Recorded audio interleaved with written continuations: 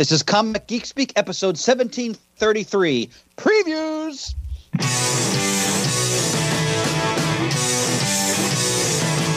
You got it on Wednesday, and you was psyched about it, going to the volume up. These guys will talk about it, everything that geeks love. From cakes to laser beams, opinions like the seasons on everything you read. And comics, movies, games, toys, artists, Comic Geek Speak, Comic Geek Speak, Comic Geek Speak, Comic Geek Speak, Comic Geek. Uniting the world's mightiest heroes, this is... I'm Chris Everly. I'm Adam Murdo. And I'm Ian Levinstein.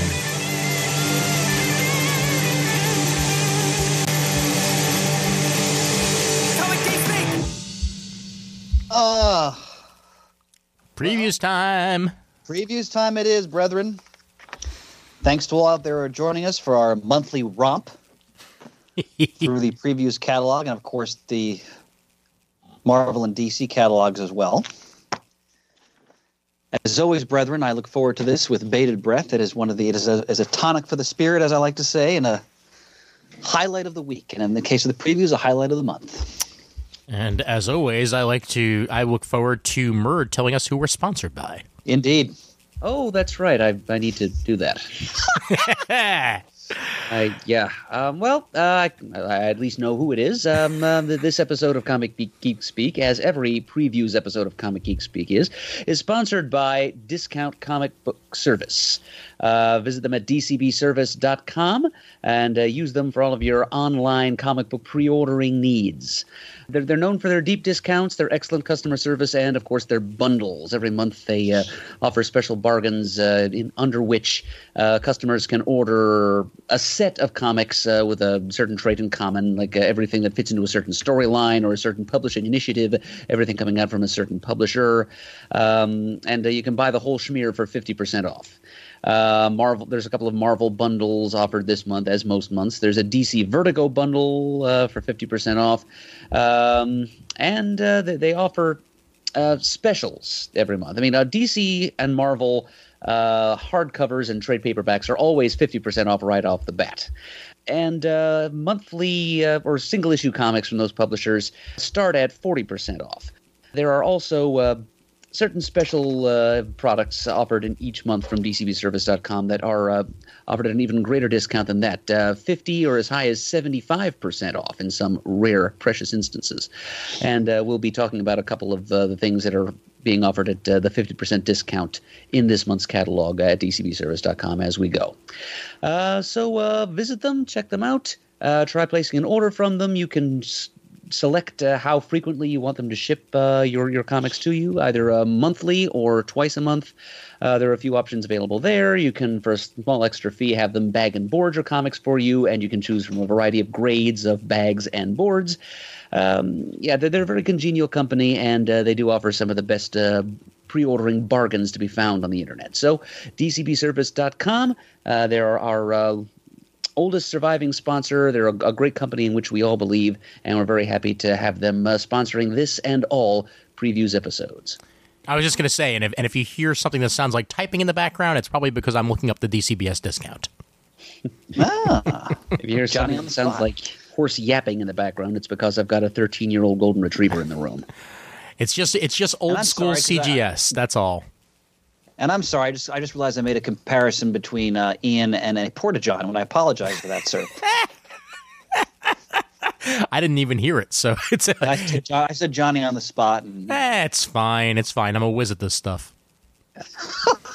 I wanted to mention that since I closed my store back in 2017, I switched over to DCB Service, and I've been nothing but satisfied. They're very quick to respond. Like sometimes I tend to forget a book I want, and they always add it to a later shipment. Very quick in their responses. The packaging is excellent. Rarely, if ever, do they make mistakes in terms of what they're sending you. Superb on every level. Generous discounts. And I know from my 18 years as a retailer, they're giving about as good as a discount as they possibly can. Yep. On these books. So. In fact, I sometimes wonder how they make any money on some of the books. I guess it's bulk, but wonderful company on every level. Definitely. When I was making regular monthly orders, I was with them for years and never really had a problem the entire time. And for quite some time, they were a sponsor of my show back in the day. So very much honor and respect them out there. And they're in Indiana, correct? They had temporarily moved, but they have now moved back again. That's what I thought. Okay, cool. Yep. Well, good stuff over at DCBS and good people. All right. Let's get started with Image, as always. All right. Okay. Let's see their gem of the month start things off with Thumbs number 1. Writer is Sean Lewis. Art and cover by Hayden Sherman. Imagine someone like Mark Zuckerberg created his own army of tech-obsessed teens and directed them to take on the government. What would the fallout be? Well, that sounds very intriguing and weirdly like accurate. DMZ meets the Social Network. Exactly. I am into that. That's very, very today, and the preview pages look delightfully bleak in the art style. Yeah, I'm interested in this as well. I mean, I don't, fancy the idea of Mark Zuckerberg taking on doing anything that I would see as furthering our society. But that aside, and to tech-obsessed teens, I can assure you, is a double-edged sword in so many ways. Yep. But hey, if they can save us, great. And if they can't, uh-oh. And that's it's an interesting concept. Oh yeah, definitely. And that is one of the 50% off items you can find at DCBS for $249. All right. What else in Image, gentlemen? Well, flipping through these pages, I'm finding I have only 2 Image books marked this month to purchase. That's okay. One is on page 59, and that is issue number 45 and last of The Wicked and the Divine. Oh, wow. By, Kieran Gillen and Jamie McKelvey. So that's ending. And the other one is Paper Girls number 29 on page 83, and that's ending next month. Oh, boy. Yeah, Paper Girls, I mean, it's Vaughn, so I read it, loved it. Unfortunately, I fell off of it, not because it's not great, just because of time, budgets, things like that. So that book I'll finish when the trades come out, but magnificent. And Mert, I wanted to ask you, because you talked about this book before. I've yet to read Wicked and the Divine. You've told me, you've relayed to me before with the premise of it, which sounds fascinating. So I assume you would concur that it's well worth reading in one shot when the whole thing is collected. Oh, well, it's going to be a pretty big shot, but I would agree. All right. Wicked in the 5 issues plus several one-shots. Yeah. There were quite a few of those over the years. I've read about 3 volumes of Wicked and the Divine, and I've enjoyed what I've read. I just need to catch up on everything else. I own most of it. I just haven't had a chance to go ahead and read more of it. But that is another one that, similar to Invincible, they put out in oversized hardcovers over the years. So if you did want to try to, ingest more than just, the typical 6-issue trade, that option is available to you, and I'm sure you can get it at a discounted enough price at times. I wanted to mention page 72. I'm just jumping ahead. The latest issue of Criminal, which is the noir masterpiece by Brubaker and Phillips. The last couple issues were a wonderful story about a really down on his luck great comic book creator near the end of his life who goes to a con. It's from the perspective of like his young handler, and he's very difficult. And there's a intrigue and controversy about some of his art that's missing and so forth. It's the pathos in the story. I mean, it definitely borrows some aspects of actual history involving various comic book creators. I mean, Brubaker and Phillips are one of the greatest teams working in the medium and have been for the past several years, beyond a decade or more, really. I can't recommend this series enough. There's characters that link various arcs together, so it's great if you can read it from the beginning. But you can also pick up individual arcs and plunge, and you'll still get the real effect. But definitely one of the best books out there, without question. What else from Image? I'm interested in this new series that David Hein and Brian Haberlin are putting together. Sonata #1.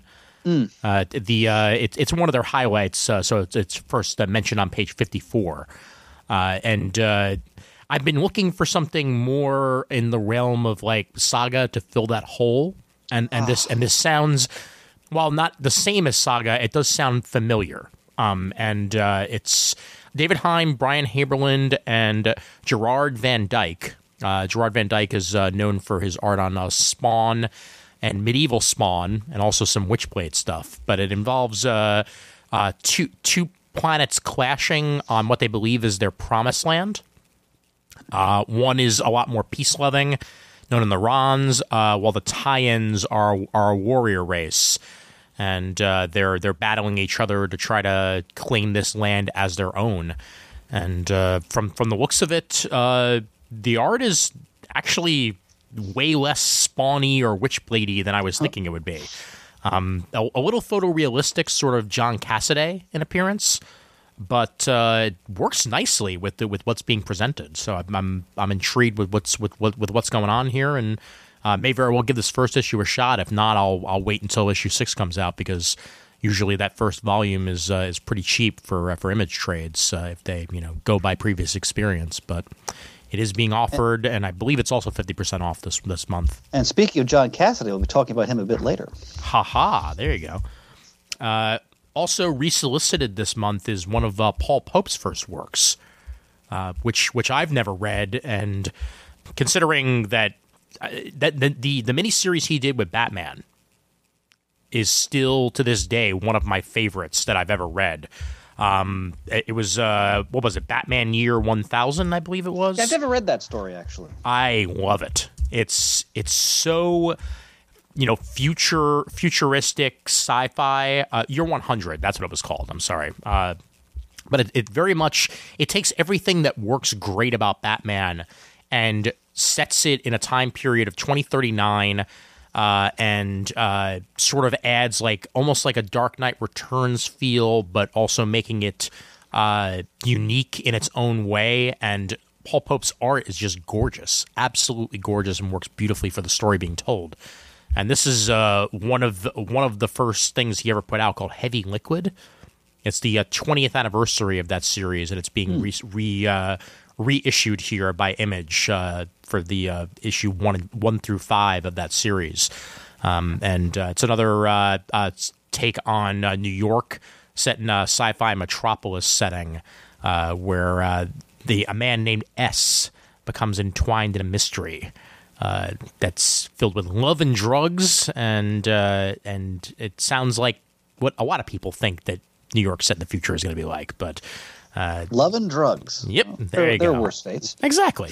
But yeah, it's written and drawn by Paul Pope, and it's featured on page 61 of the catalog. And I'm seeing if they have an extra discount for that one on DCBS.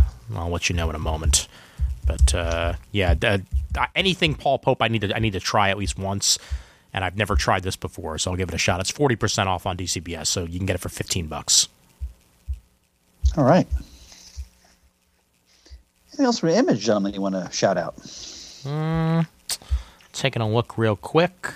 They are actually releasing. I know we mentioned about it in passing previously, but they're releasing Volume 4 of Hit Girl as a trade, the first 4 issues of that series. That's the series that Kevin Smith wrote about Hit Girl in Hollywood. So I will have to give that a shot, since I did read the first volume of Hit Girl. Never read the other ones after that. But Kevin Smith writing Hit Girl has me interested, so I'll give it a go.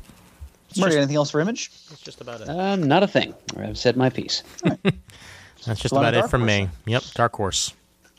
Well, I do this every month because it's just mandatory, is to just laud Black Hammer, because I have to, because it's one of the best books being produced today. I won't go on ad infinitum or ad nauseum, depending on your perspective, but if you love Golden Age comics and you want to see them revisited with a real sordid underbelly, this is where you should be. And I have in front of me Black Hammer 45 #1. I wanted to read it before tonight, but I just couldn't get to it in time. So I'll have a review on that. next comic talk or next previews. But man, Jeff Lemire, God, just tremendous. Definitely. I mean, and this is a superhero comic that you know he probably has an ending in mind. So there's such gravity to these stories, and he so pulls from, various concepts from the superheroic world. Like there's Kirby concepts in there, for example. It's great stuff. Page 97. But mentioning Hellboy this month because there was a movie that just came out. Didn't do so well in the theaters, but really, did not live up to expectations, neither review wise nor amount of people going to see it wise. Wow, did it come and go? It very well might. Yikes! It just got released this last Friday and underperformed. They'll probably give it a few more weeks to see if it can regain a little bit, but did not get very well reviewed. People who are into Hellboy as a comic that I know that saw it did enjoy it for what it was, but it's very much an R-rated Hellboy.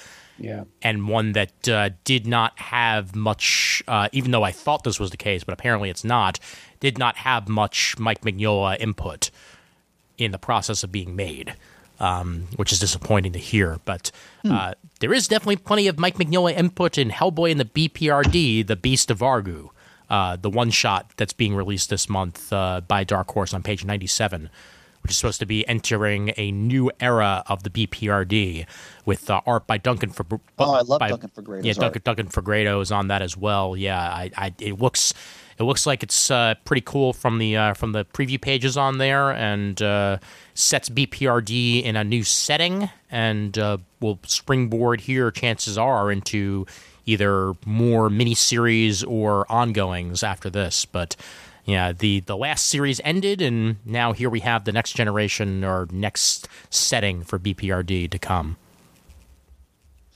I want to mention on page 101, Snow Glass Apples hardcover. Writer Neil Gaiman, artist Colleen Doran.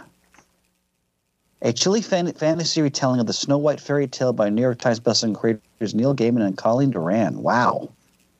Anybody know anything about this? What page was that? Page 101. Page 101. This is a story that Gaiman wrote like 25 years ago. But now it's being illustrated by Colleen Doran, and that cover image is gorgeous. It sure is. Whew. Nah, that's again, this is news to me. But anything with Colleen Doran art and Neil Gaiman writing has me intrigued. So I'll give it a shot. Wonderful. Yep. I always love going to the Dark Horse section because you never know what you're going to find. There's a wonderful variety. I mean, they've lost a lot of their licensed properties. Okay. I was going to say we know a couple of things for 25 years. Yeah, but give them credit. They're still trying to to deliver the goods with a wide variety of material, and some great creators. And who can not talk about Archie versus Predator? On page 108. Now, this is a reprint. This is a trade collecting the issues. I didn't even know this miniseries existed.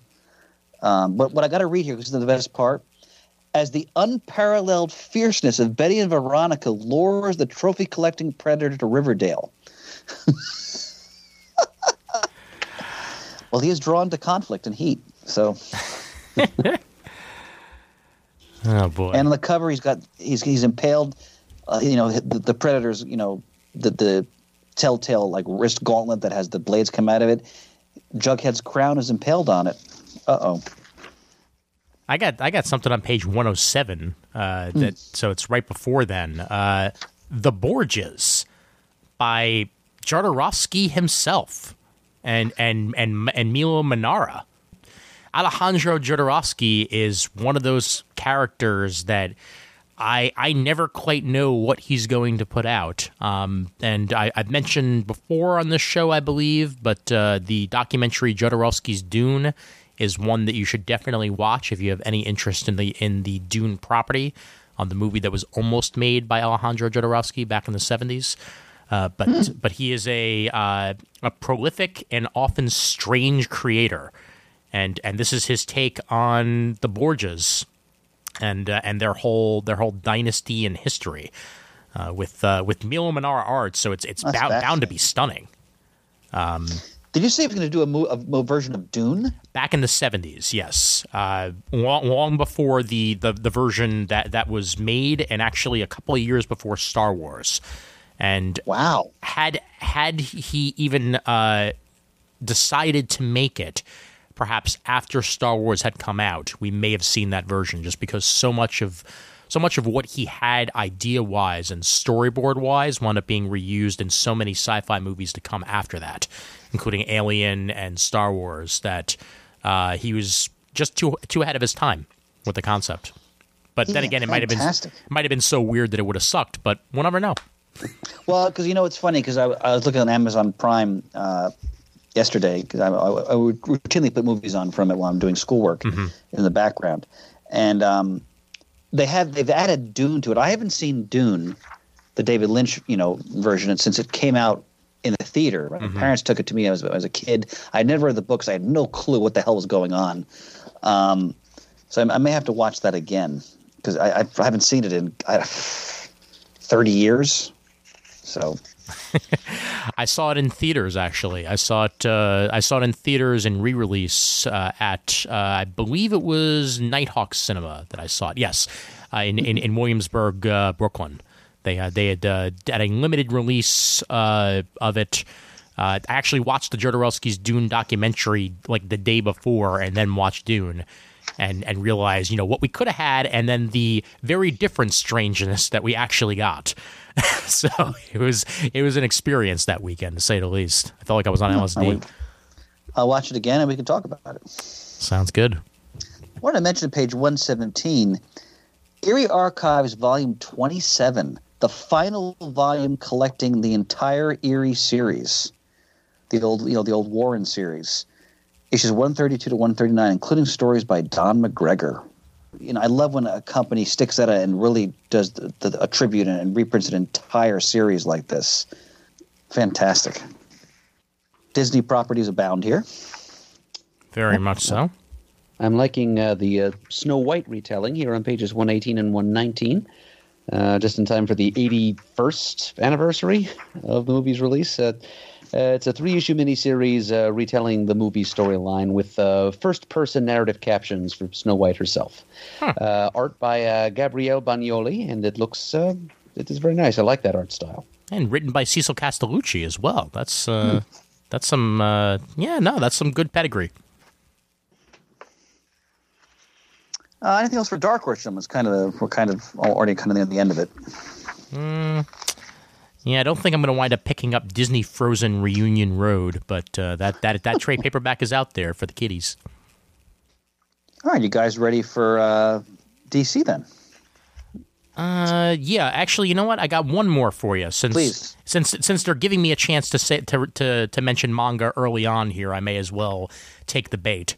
On page 122, they've got Danganronpa, another episode, Ultra Despair Girls, Volume 1. That cannot be more of a Japanese title if it tried. But this is actually a missing story that goes between the original Danganronpa manga and a recently published manga series, the sequel to that. And I've heard about this series. I've never actually touched on it myself, but it looks pretty cool. It's about Naegi, the younger sister of the original story's protagonist, Makoto, teaming up with her brother's fellow survivor, gloomy romance author Toko Fukawa, also known as the crazed serial killer Genocide Jack. So it's very much a sort of a dark horror, crime, noir, crazy insanity, Japanese manga goodness right there. So got to give that a shot. And it's also based on a series of video games. So anybody who's has the PlayStation or Windows game may be able to check that out. But this is an in-betweener for that. That's collected in trade / manga / whatever you want to call it. So give that a go. All right. Murray, you got anything else for Dark Horse? I was going to give a brief mention to, on page 115, Troy Nixie's Trout, a 4-issue miniseries featuring that character called The Hollowest Knock, created by Nixie with art by color by the great Dave Stewart. And I don't know anything about Trout, but it was the character was created by Nixie in the early 2000s when he was working at Oni around the same time as he put out Jenny Finn. And it's just going to be high strangeness with kind of a Victorian flavor. Yeah, the art looks very EC. I don't know if that's always a good thing. Yeah. Interesting. All right. That's all I've got. Cool. All right. DC. Open this Okay, now sucker up. Ian, are you reading Superman? I still have not caught up. Hopefully, by the next comic talk we have, I will have gotten close to caught up, if not entirely. But I still have some catching up to do. So Leviathan, because I gotta get in on this because I've been hearing a lot of good things. Is Leviathan like a subversive group, like the daddy of all subversive groups now? I think that's the group that Talia al Ghul has been heading up. They're just kind of your standard evil organization, kind of like Hydra. Okay, because from the ad copy I've been reading over the past few months, it seems like they're just wreaking havoc in the DC universe. And on the first page of the DC catalog, we have Event Leviathan #1, written by Brian Michael Bendis, art and cover by Alex Malev. So this I will pick up. This is apparently an overarching story involving Leviathan's attempt to further sow havoc across the DC universe. Is this the first time we've seen Renee Montoya question in the new 52? It might be, because you may remember a few years ago, remember that the character Pandora? Yeah. And her trinity of sin? Who can forget? Her, the Phantom Stranger, and a reimagined mystical version of the question.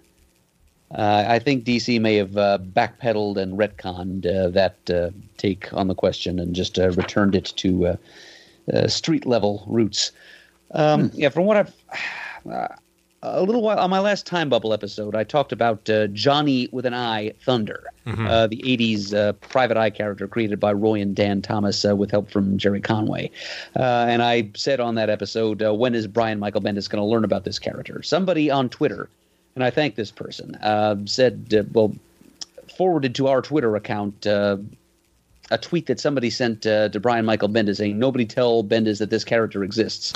And it showed a picture of Johnny Thunder's 90s Who's Who entry. And Bendis tweeted back just like hashtag DC Event Leviathan. So from what I've heard, there's going to be a lot of focus on the detective characters of the DC universe. Ooh. Okay. In this event. And that in and of itself is enough to make me stop ignoring this event. Oh my God, yes. Yes, the presence of Montoya as the question is another stroke in its favor. But, we're picking it up.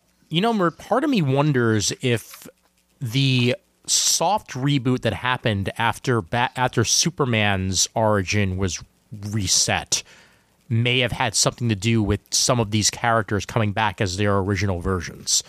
Just because that was another way to sort of write some of the New 52 stuff away, since, this version of Superman is now merged with New 52 Superman, and, their origins got changed, and so did a lot of people's memories in the process. The overarching explanation we may ultimately get, kind of this decade's version of Superboy Prime punching the walls of reality. Yeah. Will probably have something to do with Dr. Manhattan continuing to meddle. I'm sure that's probably what the lazy way is gonna be, yeah. Keep watching the hands of that doomsday clock. Just please make sure to put on pants. Always good advice. Speaking trousers. Speaking of Doomsday Clock, I've decided I'm going to wait for the trade on that, gentlemen. I've fallen off on it. I mean, I've been enjoying it, but I think I've even missed one of the issues. So I'm going to read that in one shot when they release the inevitable hardcover or whatever. Yeah, I have a collection of issues digitally that have just been sitting there for essentially the exact same reason you describe, Chris. Because it keeps getting delayed and it keeps not coming out, and I frankly have completely forgotten where I left off. So yeah, that's part of my problem too. My increasingly oppressive middle age. I don't even remember what the hell's going on. So. That's as much a comment on me as it is on the, the schedule of the book. Yep. So let's look on page 2 and 3. So under the DC's Black Label, Superman Year One, written by Frank Miller, art by John Romita Jr. and Danny Mickey. So here's my thing about this entire series existing. For years, Frank Miller has gone on record to saying he's not really that big a fan of Superman. Right. And now here he is writing his origin. I'm a bit trepidatious about it. I'm not saying it won't. It could surprise the hell out of me. It's just usually from experience, when someone has gone on record to say that they're not a big fan of Superman and they try to write Superman, we get a version that is not to the liking of fans of Superman. Maybe he'll prove me wrong. I mean, the art couldn't be more gorgeous. So it certainly has that going for it. But we'll have to see what the actual story is. Yeah, I mean, I'll at least try It's pricey too. It's $7.99, 64 pages. I'll at least try the first issue. It's prestige format. Mm-hmm. I mean, some of my all-time favorite stories were done by Frank Miller. So I always. I always give anything he does a try. I mean, I haven't been as enamored with some of his later work. Plus, I don't know. Sometimes I get the sense that he's kind of off the rails, but that's neither here nor there. So, yeah, I'll never be able to fully get over Holy Terror, but yeah, I'll definitely try this just for the creators alone. But low on DCBS, it's 50% off for $3.99. All right. Look on page 5 and Art Baltazar and Franco, Superman of Smallville. Is this an OGN or is it a reprint? No, it's a original book, right? I think so. Yeah. All right then. Huh. That's pretty cool. I'm down with that. Absolutely. I love these guys. Yeah, absolutely. And they were wonderful guests at the last Super Show we did back in 2013. Yes. They accused us of abducting them and holding them prisoner in a warehouse. Wait, say that again, Murd? They accused us of abducting them and holding them prisoner in an abandoned warehouse outside of Reading. I mean, it's not too far from the truth. I was going to say they're half right. Yeah, it was definitely an abandoned warehouse. It's really abandoned now. Yeah, right. Yeah. Right before that, by the way, on page 4, very intrigued by, and this is part of that same series that I mentioned on last previous episode, of new takes on existing characters by outside presences to the comics world. Harley Quinn Breaking Glass, written by Mariko Tamaki, art and cover by Steve. Is it Pugh? I think it's Pugh. But it's about a 15-year-old Harley Quinzel being sent to live in Gotham City. And now Harleen is mad and turning her anger into action. She's faced with two choices: join activist Ivy, who's campaigning to make the neighborhood a better place to live, or team up with her anarchist friend Joker, who plans to take down Gotham one corporation at a time.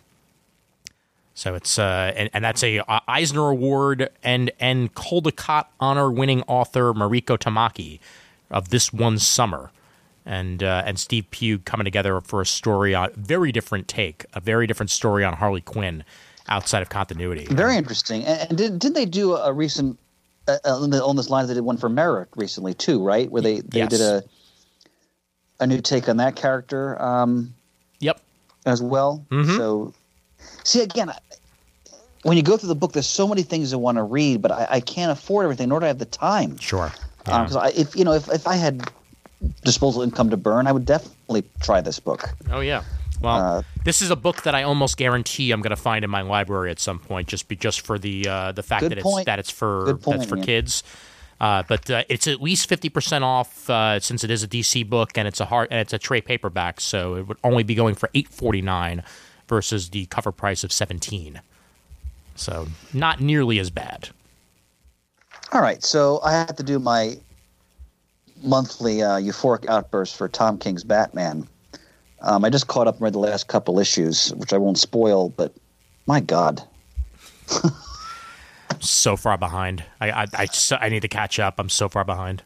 That I won't say much of anything, but just that the last couple issues, well, the last issue was Lee Week's art. Boom. That's enough right there. But the story he's building and where it's going. And I know we've talked in past months when Shane was joining us about this concept, the notion that we felt kind of let down with the way the wedding went. But you know what? As I read more and more of the subsequent stories, forget whatever the suits and corporate wanted to do. Tom clearly has a vision for where he's going with all this. And I think it's going to play out in a way that's going to be utterly satisfying. And I think he's slated to do 100 issues. This is some of the best Batman I've ever read in my life as a fan of the character. In terms of, there's the classic, stories like Year One and Dark Knight and Arkham and all these Death of Robin, Cult. So go run down the list that are great. But in terms of an ongoing monthly book, man, doesn't get much better than this, ladies and gentlemen. Why can't David Finch do interiors? I've been seeing him do covers so much now, and that Batman right there is calling for a frickin' book. Like, it's such a striking image. I mean, I love Mikhail Janin's art as well, but I feel like all I've been seeing David Finch on lately is covers. Come on, man. Make it happen. Maybe he has obligations elsewhere, my friend. It's possible. It's certainly Perhaps ones possible. that are more lucrative. Yeah. I miss him, though. Damn it. All right. We got a lot of monthlies. What else do you guys want to talk about? Murd, what have you? I have very little. Let's see. I'll mention on page 28, Green Lantern 8, Reuniting Hard-Traveling Heroes. Grant Morrison, art by Liam Sharp. Green Arrow and Green Lantern together. Nice. Channeling a little bit of Neil Adams, as is appropriate. All I'll read I'm reading from the copy here. It's a brilliant homage to the team of old as Morrison and Sharp do the 2019 version, a story we can only call Space Junkies. Oh, that sounds about right. I'll jump back to page 20 since I know you're such a huge fan of the book, Chris. Deathstroke number 44. Deathstroke R.I.P. starts here. Deathstroke is dead, secretly killed at the hands of a Teen Titan. Well, I haven't started yet, but they have a new arc out. It's a crossover between Teen Titans and Deathstroke. I think it's called the Terminus Agenda. Mm-hmm. I have it here in front of me. I want to get the wrong information. Yeah, the Terminus Agenda. And Priest is co-writing it with the current writer of Teen Titans, who is... I'm failing miserably here. Who is the current one? Because I don't read Teen Titans normally on a regular basis. Last name is Glass. I don't know what the first name is. They just say Adam. Glass here. Adam Glass. Thank you. So once that story finishes out, then we'll know where we're going here. But as I mentioned in our last comic talk, the Priest's run on this character, because he's written the book from issue 1. It's outstanding. Yes, I know I'm a slobbering Christopher Priest fan. And I'm bummed because family and school obligations, I could not get out to that Philadelphia Comic-Con this past weekend to actually meet him. Darn. But, maybe down the road, well, who knows. But the work he's doing with Deathstroke is definitely going to be, I would hope, will be seen as one of the great, arcs for the character. And, of course, it's also got the great Priest wit and humor in it as well. So can't recommend it enough. But you got to go, again, it's Priest. You got to go back to issue 1. You can't just pick it up in the middle. Sure. You can't. Yeah. You got to read it from the beginning. And that, don't see that as a burden. It's not. It's just, then you get the full, nuance and subtlety of everything. It's magnificent. Well, I'll also bring up on pages 26 and 27, since I mentioned the beginning of it last time around. Flash Year 1 continues as issues 72 and 73 of the Flash title get further into that first year arc of the Flash. And I like the makeshift costume that they have him in, sort of a sweatshirt design with the Flash logo on it, and I guess he's using the hoodie and a mask to protect himself before he had his main costume. But it's a very, very striking image, definitely, especially that second cover. So we'll see where that goes, and I'm definitely going to read that once it's all collected. I'm going to do a shout-out for Shane. I'm jumping ahead to page 46. Supergirl 31, The Great Mark on Draco, writing art by Kevin Maguire and Sean Parsons. And I know Shane's a big Kevin Maguire fan, isn't he, Murd? Oh, yes, from his days working with DeMatteis and Giffen on the Justice League series. Yep, so he's penciling or I'm not sure if he's doing pencil or inking. I'm assuming penciling on Supergirl 31. So, Shane, if you're listening, that one's for you there, honey. Saw him at Emerald City Con. He was selling a beautiful print of various Superman villains. Great artist. So, I think he's doing some Super Family monthly work right now. Page 50, we've got the final issue of the 24-issue maxi series, The Wildstorm.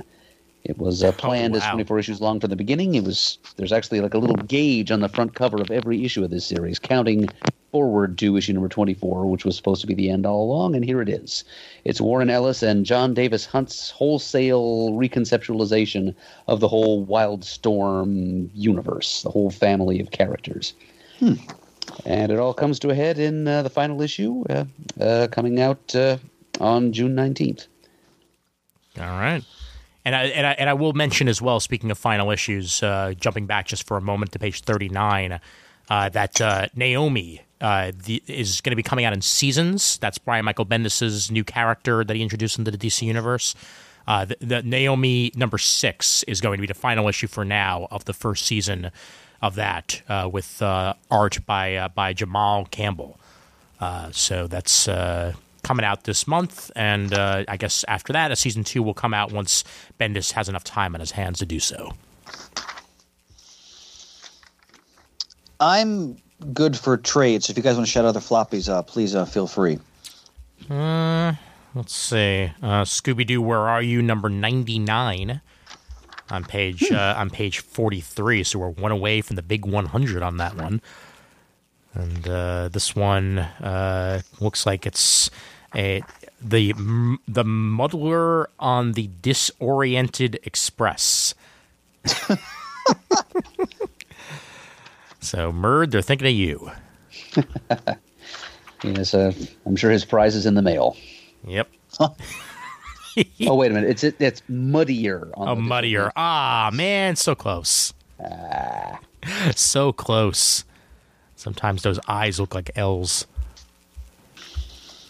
And I think that's just about it singles-wise for me as well. Taking a look here, see if anything else catches my eye.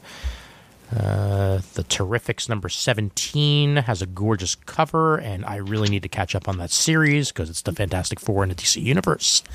So why not? How long has Gene Wen Yang been writing that? That's a good question. That may be more recent because I love him, and I don't remember seeing his name on it. So maybe just since the beginning of this arc. I'll have to look that up in the previous issue runs. But yeah, he's clearly taken over from here. All right, Murd. Now, this is the most important moment of this episode. Oh boy, here we go. I'm not spending $500 on this. Well, hold on. I didn't think you were, but let's just turn to page 62. And I just wanted to say, Murd, begin. I wasn't really planning to say anything about it. I own much of what's collected in the various hardcovers included in the slipcase. Oh my God! I just saw it. Oh my God! Make a very nice decorative footstool, but It would just take up too much space in my already cluttered apartment. And even if it sold for $250 at dcbservice.com prices, yeah, it collects the whole series of Crisis on Multiple Earths collections, which I already have in softcover, which in turn collect all of the old Crisis on Blank stories that ran in the Justice League of America series throughout the 60s, 70s, and into the 80s. And then all the JLA, Crisis. I'm sorry, Murray. Go ahead. I apologize. The annual JLA JSA team-ups, which gave yes, the penchant for titling those stories with the formula Crisis on Blank is what gave us ultimately the title Crisis on Infinite Earths as a culmination of that titular trope. And so the slipcase will go on to collect that and the entire Crisis series, of course. A lot of the crossovers, not all of them, but a lot of them. A lot of the Monitor appearances throughout the year 1984 leading up to Crisis. One or two books that actually came out after Crisis, including History of the DC Universe. And yeah, just a whole lot of stuff.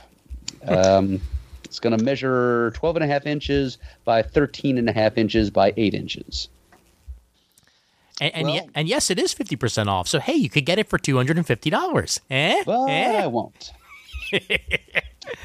Thanks, but no thanks. Yeah. Well, if you're a Crisis completist, I mean, although Murray, you just said they don't actually have every single crossover in here. No, there were bound to be a few minor ones that slipped through the cracks. Yeah. But they do have the often elusive Losers special.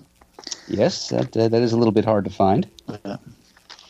Well, I again, money to burn. I would love to own this, but not going to happen. $250 is a lot of groceries. So, Page 64, Doom Patrol: The Bronze Age Omnibus hardcover. Great cover. So if you're a fan of the Bronze Age Adventures of the Doom Patrol, there you go. Anybody seen that show? I have not seen it. It's next on my queue now that I have the DC Universe app, so I'll give it a shot and let you know. It looks really good. Would like to see it, but it's not on actual television, so my hands are tied. Yeah. Murd, I almost guarantee you eventually there'll be some sort of DVD set or something like that, and if and when there is, I'll give you a holler. Oh, thank you, Ian, because that is one that I will want to buy. It looks great. It's got a period setting, Chris. Yep. And it's got Brendan Fraser as Robot Man. Oh, fantastic. It looks like just the right kind of sardonic weirdness. And isn't Timothy Dalton the professor? I'm not sure about that. I'll have to check. I know he has an appearance in the show. I was not sure. I saw a advertisement for it, and he was there. So let's see, looking at it, and yeah, he is actually. Timothy Dalton is the chief. Yep.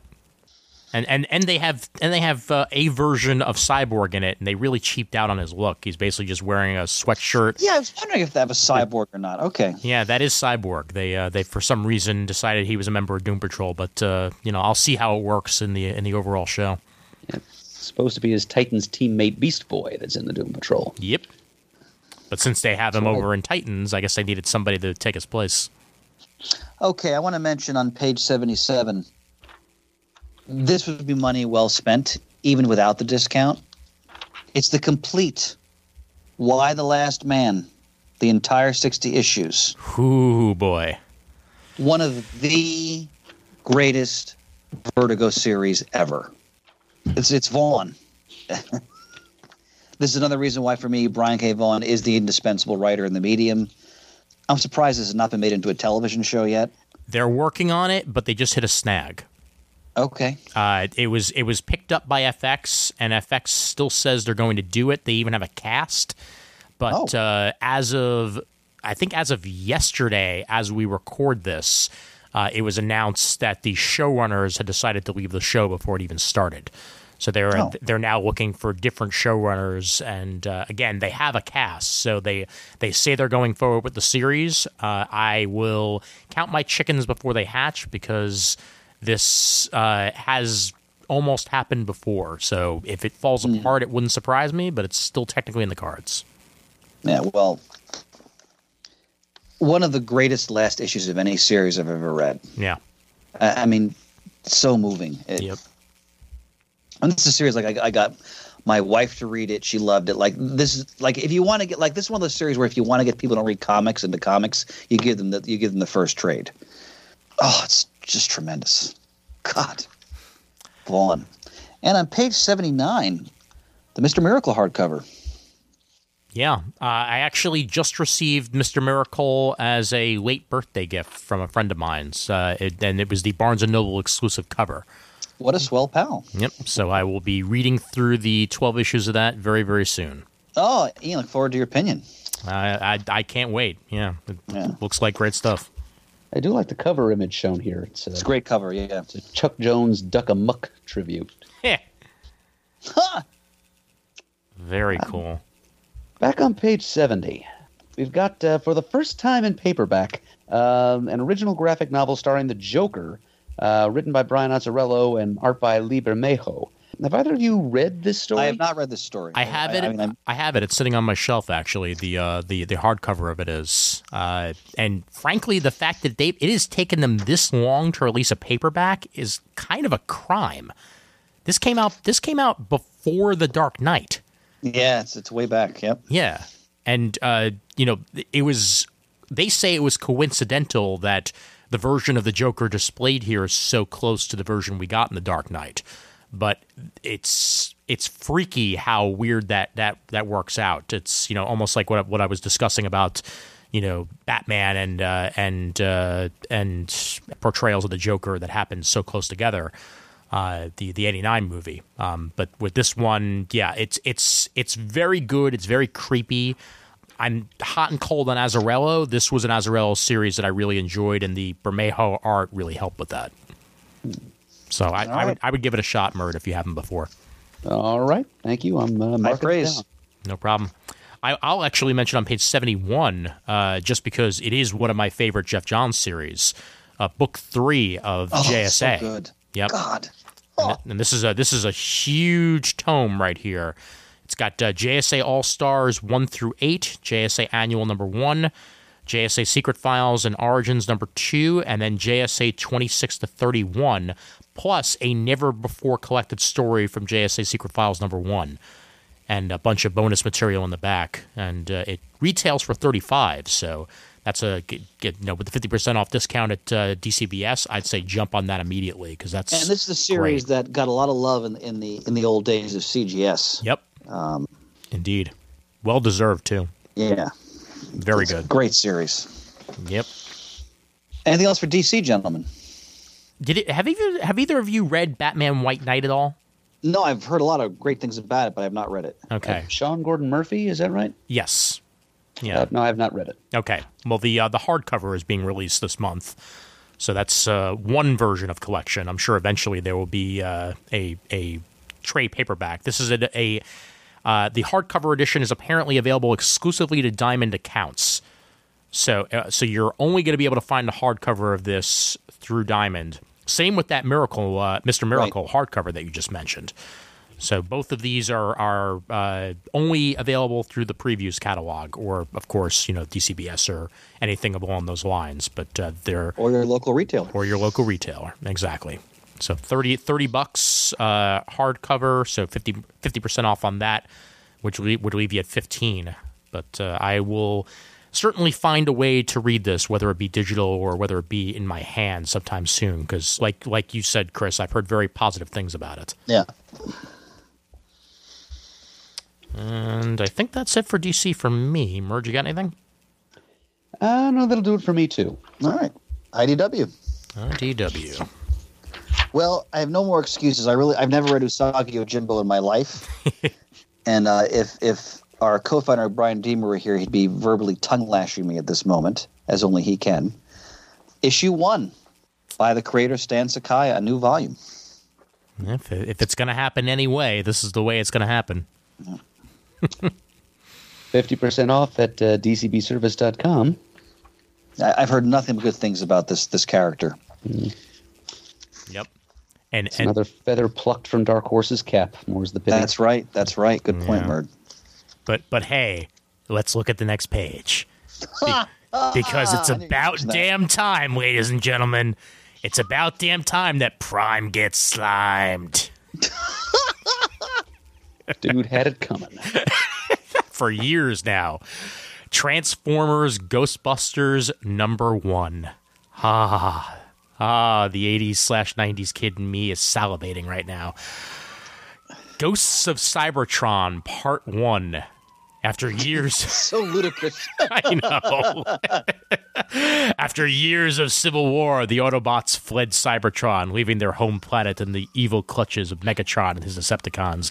Years later and millions of miles away, the Autobots pick up a Cybertronian distress signal from a mysterious planet called Earth. The ghostly signal shouldn't exist, and it'll bring Optimus Prime and his team, including a brand new Autobot, Ectotron, face to face with the Ghostbusters.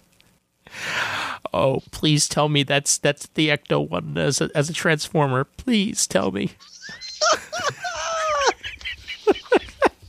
Hey, you got a glimpse of Ecto 1 in that teaser for the new Ghostbusters film. Yes, I did.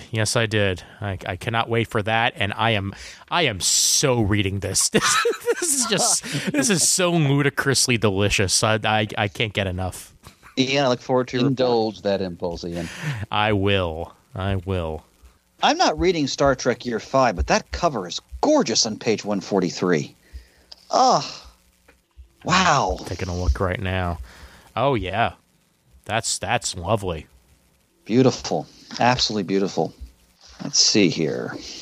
I usually don't have a lot to say for IDW myself. Not because I don't think the company's greatest. I just tend not to read a lot of their books, but that's just because of money and time. I have one that sticks out for me actually on page 145.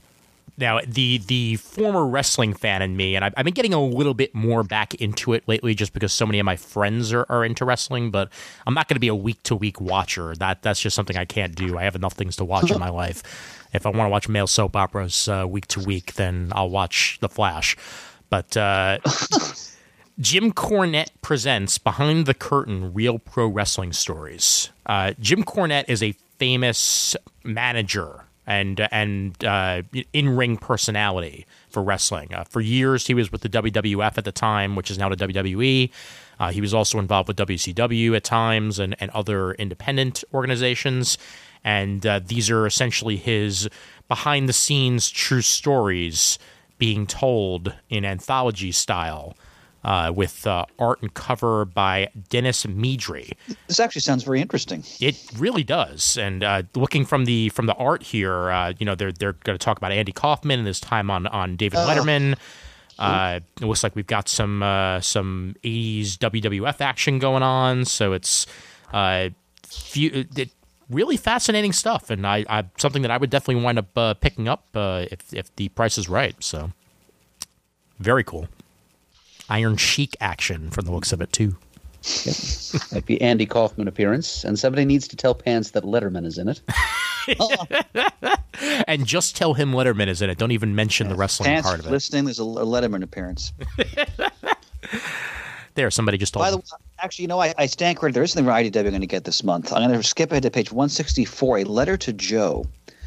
Writer Joseph, forgive me if I mispronounced this, Siraki, art cover Kelly Williams.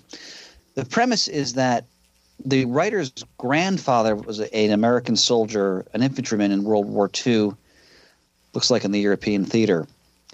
And he would write letters to his wife, Josephine. Leonard is the grandfather of the writer. And so the grandson has researched the battles his grandfather described in his letters. And he takes the letters, he's made them into a graphic novel. Oh, wow. Very cool. Oh, and high praise here from a testimonial from Matt Kent. I am absolutely ordering this. Again, it's World War II, it's military history, but I love the premise. And I just know my one living grandfather, who's now let's see, he'll be 94. Yes, he'll be 94 in August. He's a combat veteran of the European theater in World War II. Fought in the Battle of the Bulge, for example. And I heard so many of his stories. One of the main reasons I'm a teacher and a student of history. I think this book is going to have a real impact on me. I'm really looking forward to this. So that's on page 164. Very cool. So, what's IDW, gentlemen? Victor Santos has a new book. Sorry, not to cut you off there, Murd, but not at all. Just wanted to mention real quick Sukeban Turbo on page 149. Victor Santos is the artist, and the writer is Sylvain Runberg. And Victor Santos, I believe, was involved with Polar, which then became a Netflix series. Yes, I want to see that. Actually, it's got Mads Mikkelsen in it. Yes, it does. Yeah, and this looks striking, at least from the cover and from the idea here, and the fact that it's set in Brooklyn certainly wets my whistle. That's your whistle. Yep. But everyone in the neighborhood knows not to mess with the Sukeban tribe. Inspired by the Japanese girl gangs of the 70s, the teenagers ride scooters armed with golf clubs and cash from selling drugs, terrorizing their classmates, parents, and anyone who dares to find them. When they attack a classmate who hasn't paid what she owes, things start getting messy, and not in the fun way. I got to read. I never knew there were Japanese girl gangs in the 70s. I got to look into that. The only way that I knew was from Warriors, and that's about it. Which is a movie. Oh, I still haven't seen it. God. It's on the list. Yeah, it is on the list. And Murd, I'll throw it back to you. Oh, okay. Page 158. Disney Afternoon Giant number 5. Nice. Didn't I tell you, Ian, we'd be getting some new Darkwing Duck comics in the good old by and by? And there we go. Good old by and by has come to pass. Yeehaw. All right. Still waiting on Gargoyles, but I think I'll be waiting a while. Well, yeah. Were Gargoyles ever a part of the Disney Afternoon block as such? They were. Okay, and they should be fair game. They should be fair game, but I think I mentioned the last time we talked about them that their property was sold separately than all the other Disney Afternoon stuff. So I think it might be involved in like a rights battle or not belonging in the right place at the right time, that sort of thing. So who knows?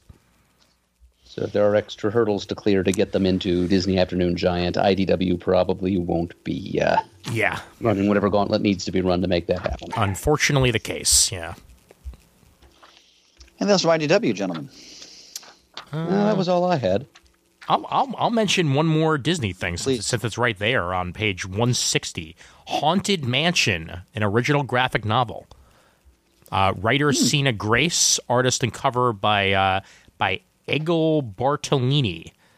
And it's an entire original graphic novel about the Haunted Mansion.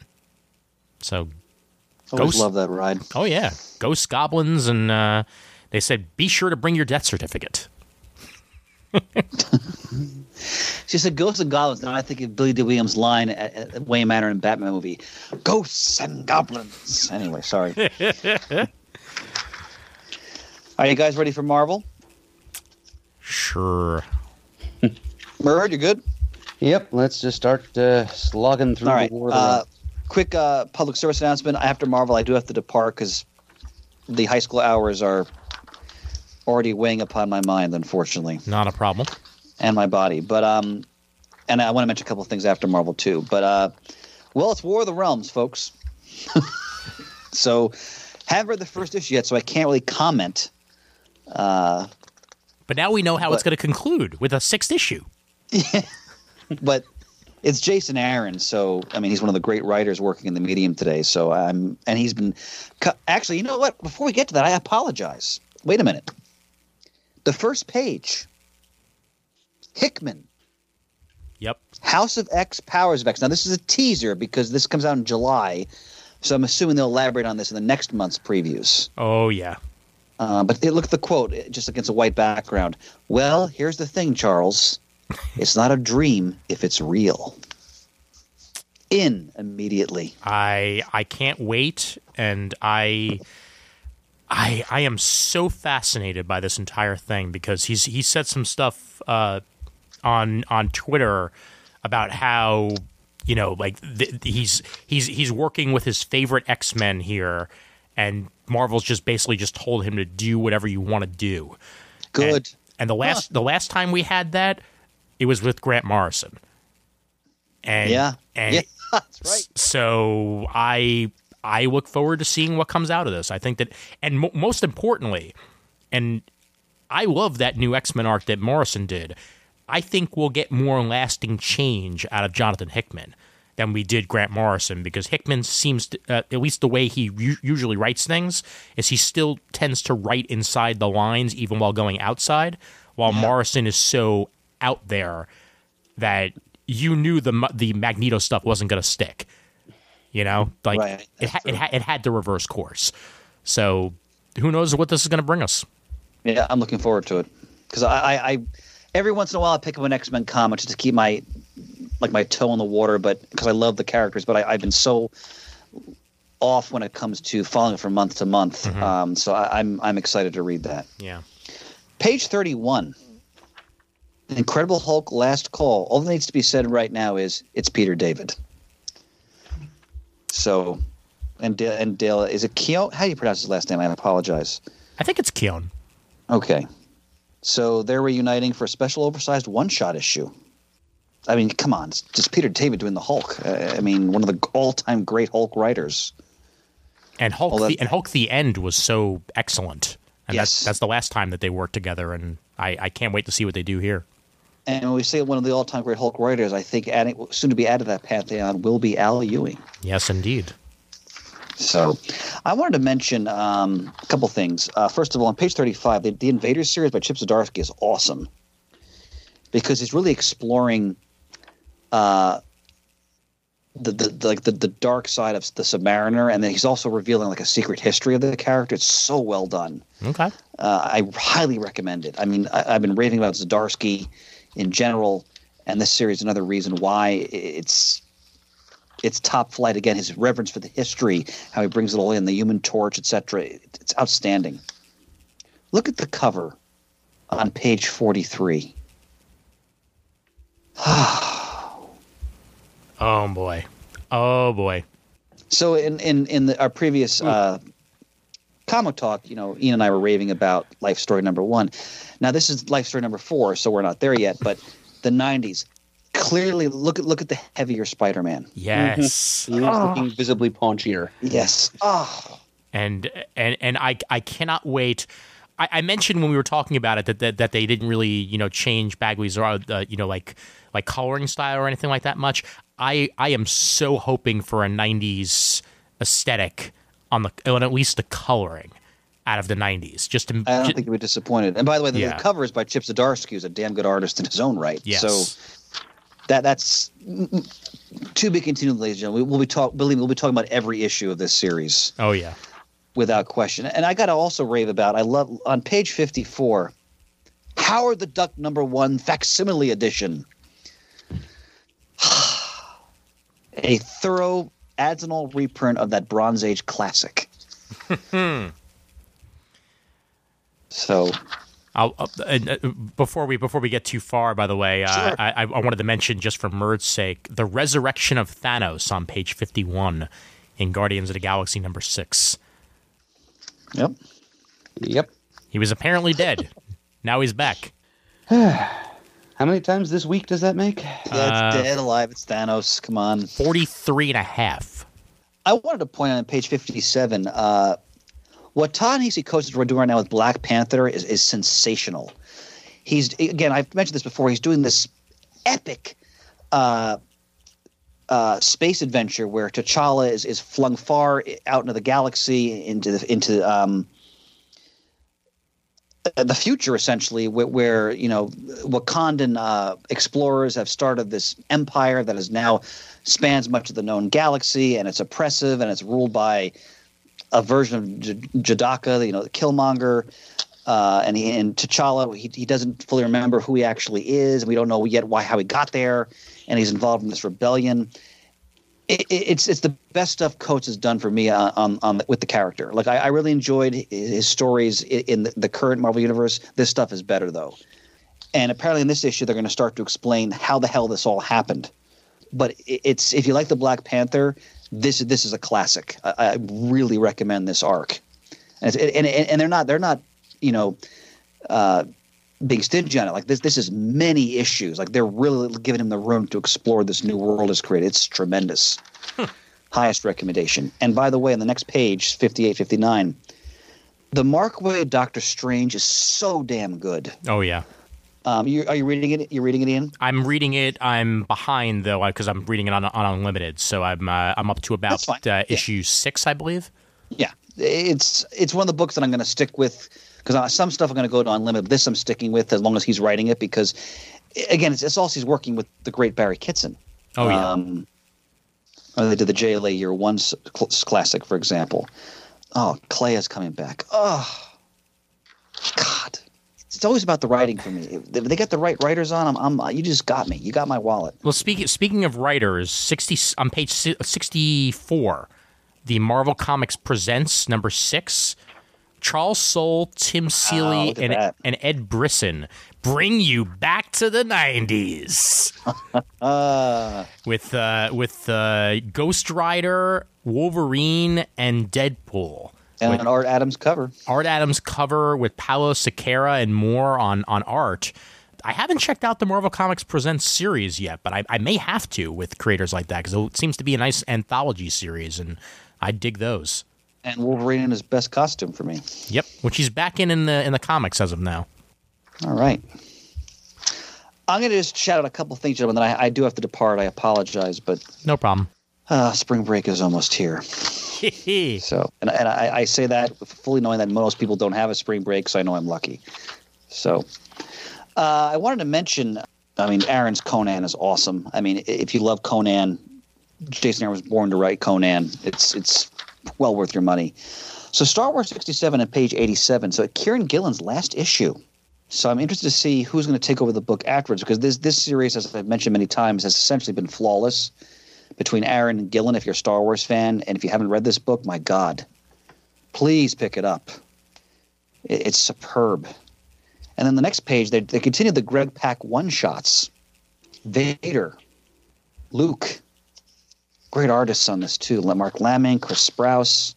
Again, Marvel Star Wars comics have been just, wow. They've really pulled out all the stops on these. So I highly recommend those. I just also wanted to mention, there's no page number here. On page 100, I think, Namor the Submariner by John Byrne. This is a series I believe Jamie D. loved. So it's Byrne's interesting run. When Murd and I did our Submariner Spotlight, we talked about how, Byrne introduced the idea that Namor had an imbalance when he's out of water or the surface too long, which led to his often inexplicable behavior and his mood swings and so forth. So, have you read this series, Murd? No, but thanks to Chris Beckett, I'll have the chance. He mailed us a thick packet of issues of the 1990 Namor series. Very cool. So it's sometime during this 80th anniversary year, I'll make the time. Chris Beckett, man, because I still got a pile of Vietnam Journal comics he sent me that I have to read that I want to talk about when I finish them. What a great supporter of the show. Thank you, sir. Well, kind of in keeping with that Crisis on Infinite Earths box set on page 104. So Marvel's trying to address that, although it's only $250 SRP. The Frank Miller Daredevil box set slipcase. Okay. I mean, I have all these stories in various forms, so yeah. But it's classic stuff. Yeah, and anybody who goes to comic conventions can probably get pretty much everything that's in there for way cheaper than what they're asking for. Yeah. Fine trades or even a lot of the back. I mean, not the first appearance of Elektra, but even a lot of the back issues. Yep. So, but they're classics. My dear brothers, I'm going to talk about two more quick things, then I do have to leave. Because I actually have crap I have to do around the house before I go to bed. It's funny. I was just reflecting when I had to jump off the mic in our previous episode. If they could find a way for parents where you could really enjoy your kids when they're little because it's fun, and then kind of fast forward to the teenage years, and then you get to when they're adults and out of the house, man, what a difference in my quality of life. I'm only half kidding. Okay, now, all right, I got to mention this because this was teased some months ago from Taschen, the maker of those high prestige, hardcovers, like the huge suitcase Marvel history, the DC histories, the Stan Lee story written by Roy Thomas. Now, this was written before Lee died, because I believe he writes either an intro or an afterword in it, actually. That's on page 364. It's $200. I have to get this. I mean, it's going to be tight, but man, because I heard a couple years ago that Thomas was doing this, and I was so excited, especially because Taschen was producing it. But it's Stanley's entire life in one massive hardcover. Well, 10 years in the making. Yeah. I see. Can you tell me what the discount is on the DCB service for this? Yeah, that would be the Stanley Universe softcover, correct? No, the Stanley Story hardcover. Stanley Story. Okay, Yeah, one Taschen. moment here, because that weirdly enough, that also happened to be from Roy Thomas. Let's see, Stanley Story. I'm gonna have to put that in here. Stanley Story. Forward by Lee, a novel essay, and new epilogue by Thomas. I see it here. Okay. Yeah. Unfortunately, you're only going to get a 20% off discount on that. Yeah, I remember when I had the shop and we ordered some of the Tasha books. The Rethros didn't get a great discount. Yeah, so that makes it $160. I have to get it. The other thing I want to mention. Go ahead. I'm sorry. No, I was just going to say I'll take a look. I'll take the look to see if it's any different on Amazon, because maybe you'll get lucky there. Actually, it is cheaper on Amazon. Yeah. They have pre-orders for it. They have pre-orders available. Yeah. It's actually currently $121.09. Oh, okay. That's significant. Yep. All right. That's where I'll go. Sounds good. The last thing I want to talk about was Tomorrow's, because I can't leave a preview without mentioning Tomorrow's, because it's such an important company, the work they do in terms of capturing the history of comics. Okay, first of all, back issue 114. 1970s. Luke Cage, Hero for Hire. A retrospective of the great artist Billy Graham, who was a close friend of Don McGregor, who died many years ago, but his work on Black Panther, Luke Cage is important. Black Panther in the UK, Black Lightning, Black Goliath, Don McGregor and Paul Iglesias Saber. God, I can't wait to read that magazine. And if you're a Golden Age fan, a retrospective on the career of Mac Raboy, renowned for his work on Captain Marvel Jr., for example. Tremendous artist. I mean, just beautiful work. That's also on page 376. So, again, Tomorrow's, if no one does a better job of capturing the history, the drama, the struggles of creators in the medium than that company. So, all right, brothers. Duty calls. Do your duty, sir.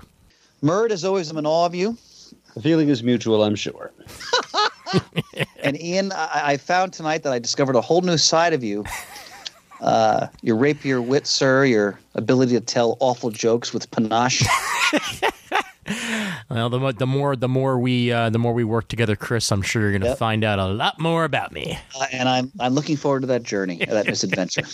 All right, brothers, leave the rest in your capable hands, and I'll talk to you both very soon. All right, always a pleasure. Good night, Take care. Au revoir, les amici. Thank you, brother. Take care. Good night. Good night. And once again, sir, it's just you and me. Yep. All right. Under the breach. So I've still got a couple more Marvel things to bring up, if you don't mind. No, not at all. I've got a few of my own. Very good. Rolling back to page 69, we've got a one-shot that deserves being mentioned. Chris Claremont, Larry Hama, and Sam Keith, with art by Salvador Larroca, Sam Keith, and more. Cover by Ryan Stegman, alternate cover by Rob Liefeld. Wolverine Exit Wounds #1. Some of the greatest creators that have ever worked on Wolverine getting together for this one-shot. A collection of multiple stories about Logan. And only retailing for $4.99, so it's just going to be an oversized issue with some great Wolverine stories. And Do you think they're going to be new stories or reprints? it certainly looks like it's going to be new stories, because it's not listed in the reprint category. It just says here, join Marvel's greatest storytellers for... there it is right there, actually. Join Marvel's greatest storytellers for 3 brand new untold tales There it is. of the X-Men's deadliest member. Blood, Broads, and Blades. You asked for it, bub. Okay, well, that does make it a little more interesting. Yep. And that was the standout of that general area there of the X-Men, because we're still getting through the Age of X with them. And there's also the second issue of X-Men Grand Design Extinction by Ed Piskor, which I look forward to being collected and read more of it, because I still have the first collection of X-Men Grand Design to get through. Yeah, the copy makes it sound like this is the last of these grand design issues that Piskor is going to be putting out. Yeah. Well, I look forward to them when they do, so maybe we'll get lucky and we'll get the 2000s, but if not, at least he's done what he's done. Yeah. Gone as far forward with this personal monogram history of Marvel's Merry Mutants as he cares to. Yes. I think we're all of us here on the show are agreed that we will read as many of those as he chooses to undertake. Absolutely. What else you got, sir? Well, I gave myself almost all of War of the Realms off, but we might as well mention again one of the few exceptions for both you and me, and Invincible Iron Man number 13, I believe it was. Yep. Tony Stark Iron Man number 13. There you go. Page 24. Second part of a Gail Simone fill-in in which Tony Stark fights a dragon. Gail is very excited about writing this, so we should be excited about reading it. Yes, and yes to that. Turn the page on that, on pages 26 and 27. The Black Cat gets her own ongoing series. Huh. By creators Jed MacKay and Travel Foreman. Okay. She's had a few miniseries in the past. I own a couple of them, but this is going to be her first monthly series, and I think I will give it a look. That's going to be 50% off on dcbservice.com, the first issue. It was a couple of pages back, and I won't touch on it that much. But I didn't realize that, or maybe I did bring it up in a previous episode and I've forgotten. But the McElroys are writing a comic for Marvel. They're the guys behind the Adventure Zone, one of the most popular Dungeons and Dragons podcasts that's currently out there. And they're working on, I believe, the Journey into Mystery. That's been coming out of War of the Realms, but I was not aware of that until now, and now that I am, I guess there's going to be a lot of Adventure Zone fans picking up a random 5-issue miniseries out of Marvel, because that's actually pretty huge that they're working for the bigwigs this time around. Yep, yeah. I just found it. It's on pages 6 and 7. Yep. They also do My Brother, and Me, which is a very, very popular podcast. So, fans of the McElroys, go ahead and check that out. Okay. Yeah, and I have another War of the Realms exception as well. Mm-hmm. On page 20, the Unbeatable Squirrel Girl. They're using this Asgardian-centric event as an excuse to reteam. Well, I shouldn't say reteam, because Squirrel Girl has been in conflict with this character before, but they're forced into an alliance here with possibly the most famous squirrel in all of world mythology, Ratatoskr. Nice. Who dwells in the branches of Yggdrasil the World Ash. Sure, why the hell not? She's going to wind up teaming up with it. Is right. Yeah, she's going to wind up teaming up with everybody eventually anyway. Yeah, and beating them all, of course. Exactly, because she's the most powerful. What do you think of this Silver Surfer miniseries? I think I'm surprised Chris didn't bring it up. Yeah, because look at the Trad Moore front cover there for the first issue. It looks just like those old 70s black light posters he's always enthusing about. I was just gonna say, yeah, and Donny Cates as well. Yeah, which is a name that carries a certain weight these days in Marvel Cosmic. It's a 5-issue miniseries spinning out of recent events in the latest volume of Guardians of the Galaxy. It sounds like the Silver Surfer and a lot of other Marvel Cosmic heroes have been tossed right out of the Marvel Universe via a black hole, and this is the story of how the Surfer fights his way back. Yeah, I'm interested. Yeah, it looks like a good, self-consciously trippy Cosmic. Yep. And I'm usually in the mood for that. So yeah, I think I'm going to try that also. They're pimping their quote unquote young guns again. Yeah, like the very selective cross section of past laureates. Yeah. Their version of Young Guns is our version of best new creator. Somebody who could be around for 10 or 15 years, but are still being called young. Like, all right, sure. Yeah, how many times can we nominate someone for breakthrough talent? Exactly. Page 39. There's a amazing Sporktacular Spider Ham comic here. It's a Spider-Man annual, but it focuses on a little porcine guy. Written by Jason Latour too, with some David LaFuente and Jason Latour art. If memory serves, they are the ones behind Spider-Gwen, if I'm remembering correctly. So rings a bell. Yep, and she's involved with the issue, so that wouldn't surprise me. The end of the fallout from the Hunted in Amazing Spider-Man number 23, and then 24 looks to be just a rando issue, and then apparently the Landmark 25th issue comes out next month. I don't know exactly what's going to make it Landmark, but I guess we'll find out. Definitely agreeing with Chris's earlier praise for the Doctor Strange series, pages 58 and 59. Mm-hmm. Galactus goes outside the Marvel Universe, feeds in another dimension, gets supercharged, and comes back and picks a fight with Eternity. That's a can't miss. Mark Waid, you come up with the best ideas. Yeah, it looks like Barry Kitson is not only providing the pencil work, but is also co-writing. Very cool.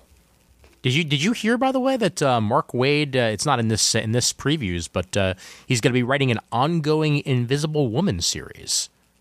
I did not, but I can't imagine I won't be reading it. Yep. Actually, my apologies. It's not an ongoing; it's a limited. But at the same time, it's also still the first time she's ever appeared solo in a Marvel comic. So it's kind of shameful that it's taken over half a century for that to happen. Yep. 100% agree with that. Page 65, we've got a new Marvel team-up series. It's on issue 3. Issue 1 just came out last week, I believe. Mm-hmm. And that was teaming up Spider-Man and Ms. Marvel, and we're on issue 3, and it's still a team-up between those two characters. And that's nothing against Kamala Khan, of course, but it's just the reason I'm not collecting that series. I'm usually a sucker for team-up titles. Sure. But when the team-ups are done by arc rather than by single self-contained issue, I tend to lose interest. There's a romance brewing in Runaways that has me interested just because it's not one that has ever happened before between these characters. So I look forward to catching up on my Runaways so I can get to issue 22, as it appears that Gert and Victor may be having some interesting goings-on happening. So we'll see how that goes. Mm-hmm.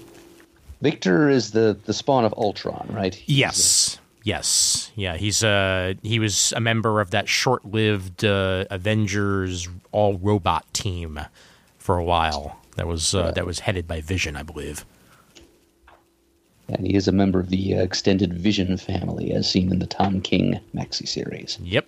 And when the Runaways series starts, he's actually just ahead from events that happened in that series. So that says a lot. Let's see. I think I've pressed beyond the single issue section of the book. How about you, Ian? Yeah, pretty much. Only thing I'll point out is that on page 81, it looks like Rachel Summers has returned entirely to her Phoenix persona. As I see the old school red spiked costume there from hound suit. Yep. So a little Excalibur nostalgia there. Yep. Now it seems like I'm listening to more X-Men than I've been reading X-Men lately. So I'll probably just wait until Jay and Miles get to that 10 years from now. Are they the guys who explain the X-Men? They are indeed. Yep. I think right now I'm up to right around Inferno with them. So I'm still at least a year or so behind on the episodes, but Inferno is a lot to get through, to say the least. Yes, indeed it is. All right, one thing in the collection section that I must touch upon briefly is on page 109. Mm-hmm. And you know why. Let's see. I'm trying to... You know why better than I do. Oh, hold on. Let's see. 3, 4, 5, 6, 7, 8, 9. Here we go. Oh, yep. Most definitely. Yep. Yep. I was looking around for single issues of Immortal Hulk at Emerald City. Didn't find a one. Ah, that's so a shame. I will. Yes, yeah. As soon as this comes out in paperback, I'm going to be on that like green on a Goliath. Well, you know, I think the paperback may already... Yeah, no, there are definitely paperbacks available because I have the digital edition of Volume 2. So the paperback... I think they went paperback first and now they're going hardcover. Wow. That's not the way it usually works, but Yep. That's something I'm going to have to look into immediately then. Yep, yeah. Volume 1 came out on December 3rd, 2018, and Volume 2 came out on February 25th of 2019. So Okay, so that's 2 volumes in trade paperback that I could be reading right now. that is correct. Okay, hello Amazon. And Volume 3 will be available on May 27th. So yeah, they're definitely getting on this train as fast as they can possibly put them out because they know it's doing well for them. And I'm very eager to learn the reasons why. Yep. I'll go one page up just because I have to mention it because it's so silly. Marvel Universe by Rob Liefeld Omnibus Hardcover. You Rob Liefeld fans go nuts.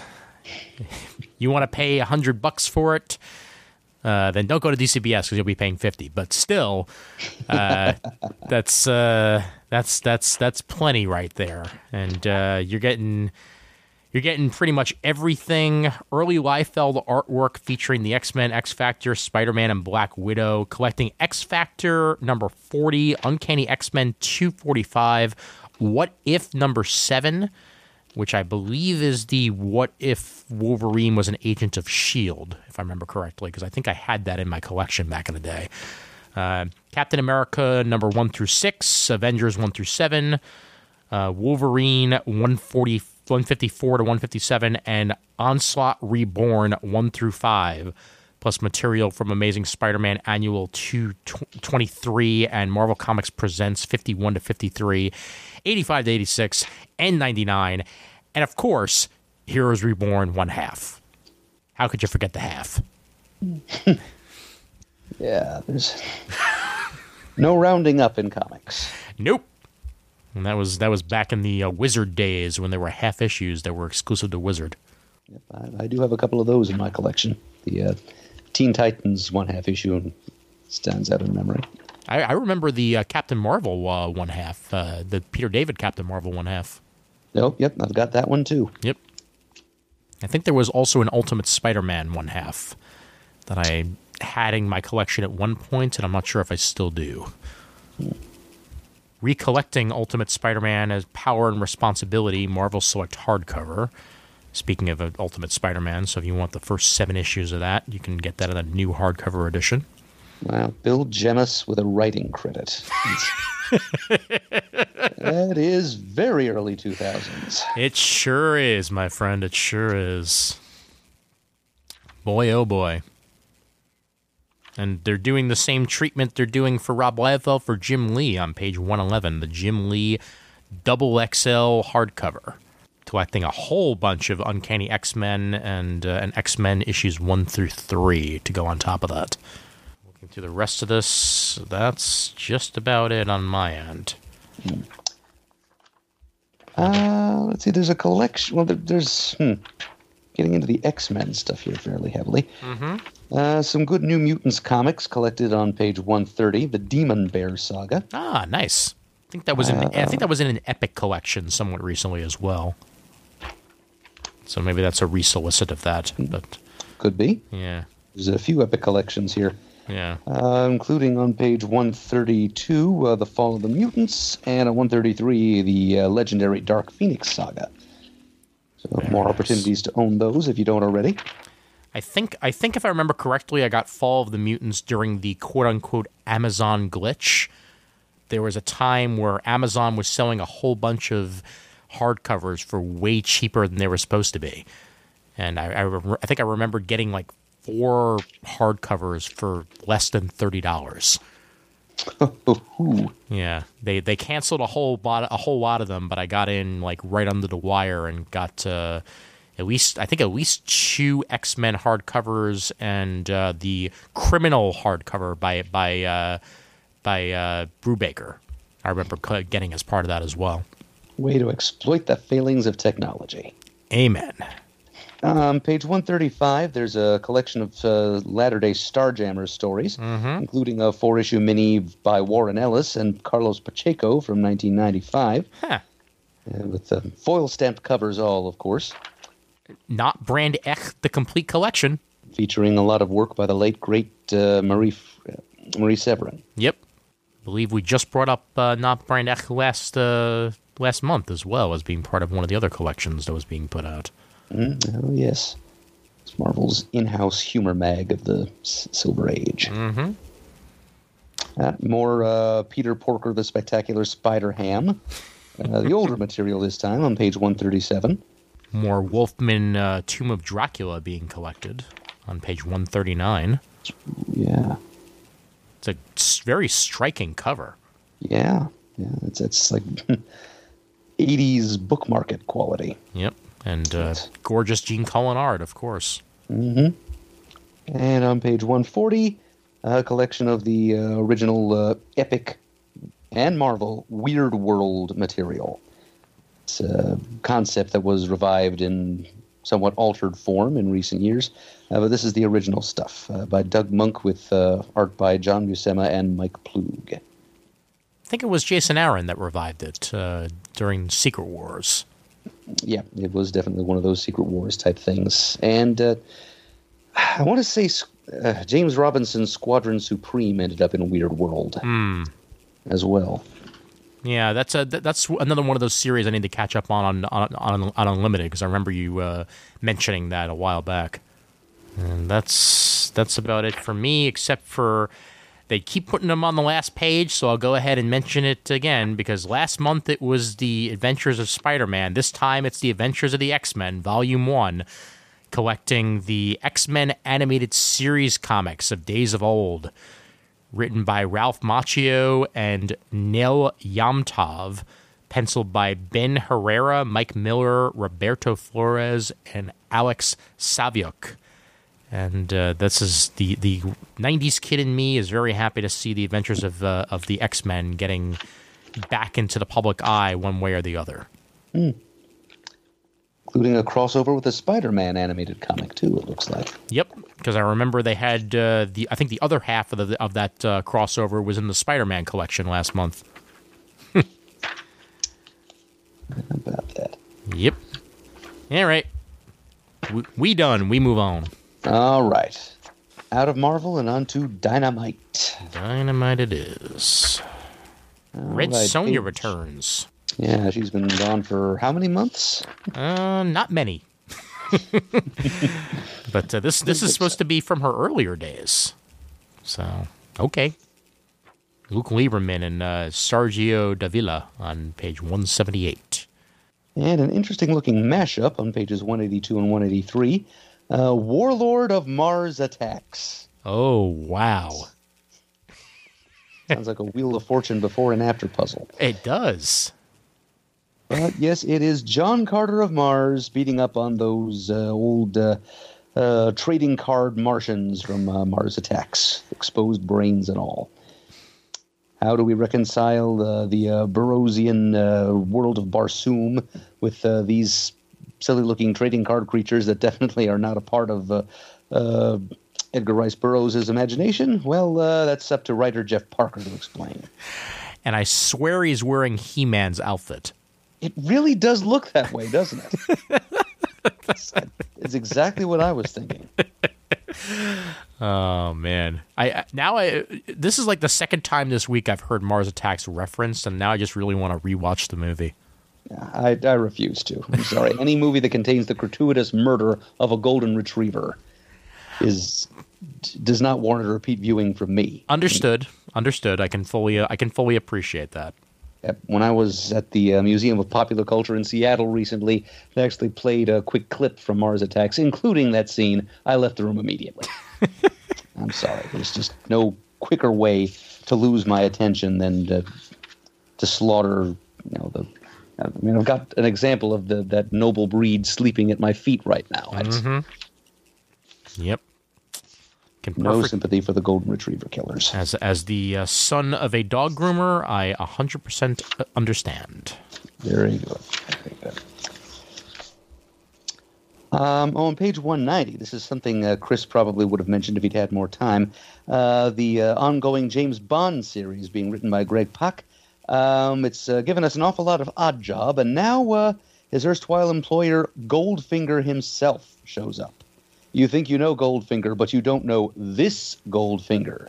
Go inside the mind of the most ruthless sociopath in the world, courtesy of Greg Pak.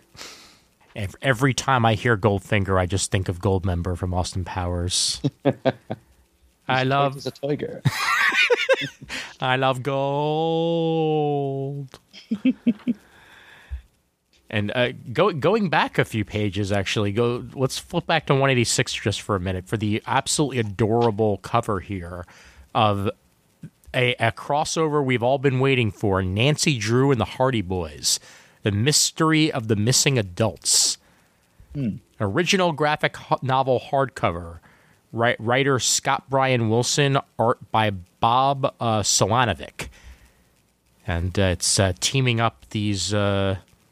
some of the most famous kid detectives that we've ever seen together into one original graphic novel. Yep, looks good for younger readers. Oh, definitely. I think I've already blown my dynamite stack. Yeah, I think I'll mention the Lone Ranger, the Deaf Smith Cattle War on page 195. Just because it's Mark Russell and has an amazing John Cassaday cover. Even though I know he doesn't do the interior art for these, every time I see the covers for the Lone Ranger, I'm happy. So hopefully the interior art is half that good. It's about that. I did buy the miniseries. I don't mean to damn Bob Q with faint praise. No, please. Yeah. As Jamie would have said. But yeah, it's an interesting plot.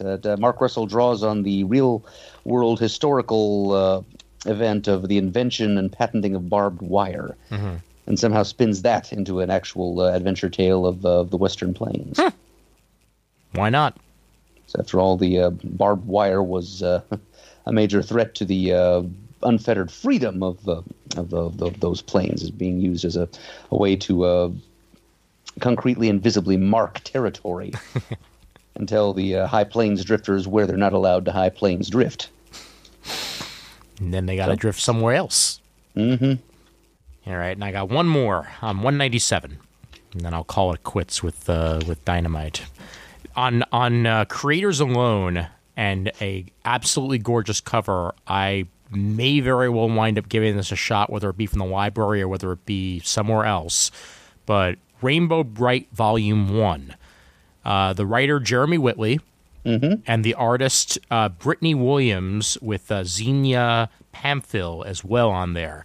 And Brittany Williams worked on the Patsy Walker Hellcat series for Marvel. And that was very, very well done, and the art on that was gorgeous. So I'm willing to give that a shot, and Xenia has worked on Princeless with Jeremy Whitley before, so this is far from their first team-up. And it's giving a very, very brand new take on the character of Rainbow Bright than what we've seen before. Much more complete and mythologized backstory. Very much so, yeah. And I'm intrigued. Yeah, I like seeing recreations of these characters, and considering how well some of the other reimaginings have done, whether it be on Netflix or elsewhere in recent memory, because She-Ra is fantastic. I'm curious how this turns out. Moving on. All right, time for Boom. Boom, it is. I see a lot of ongoings and not a lot of first issues. Well, first thing I've got down for Boom is actually from Archaea under Boom. an original graphic novel called New World. Okay, written and illustrated by David Jesus Vignoli. And it's set in South America. So this is after bringing up the terrible Elizabeth Dumb versus the Devils in Suits in our last episode. Mm-hmm. Here's another example of South American set comics. New World. It's set in the distant colonial past of South America, and it's from the point of view of three different characters, which the copy tells us all in some way tie into the author's personal heritage.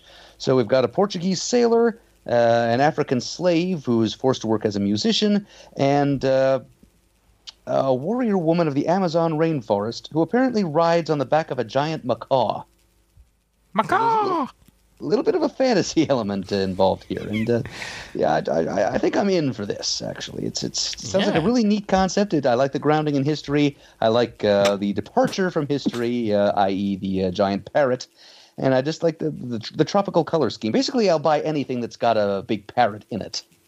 That's enough to sell me. I'm one of the 5 people who bought Marvel's Enchanted Tiki Room miniseries from a couple of years ago. So I guess me and parrots is a little bit like Jamie D and monkeys used to be. I'm very glad they reset the Enchanted Tiki Room back to its original personality after retheming that a couple of years back. No, this is something they actually did down at Disney World?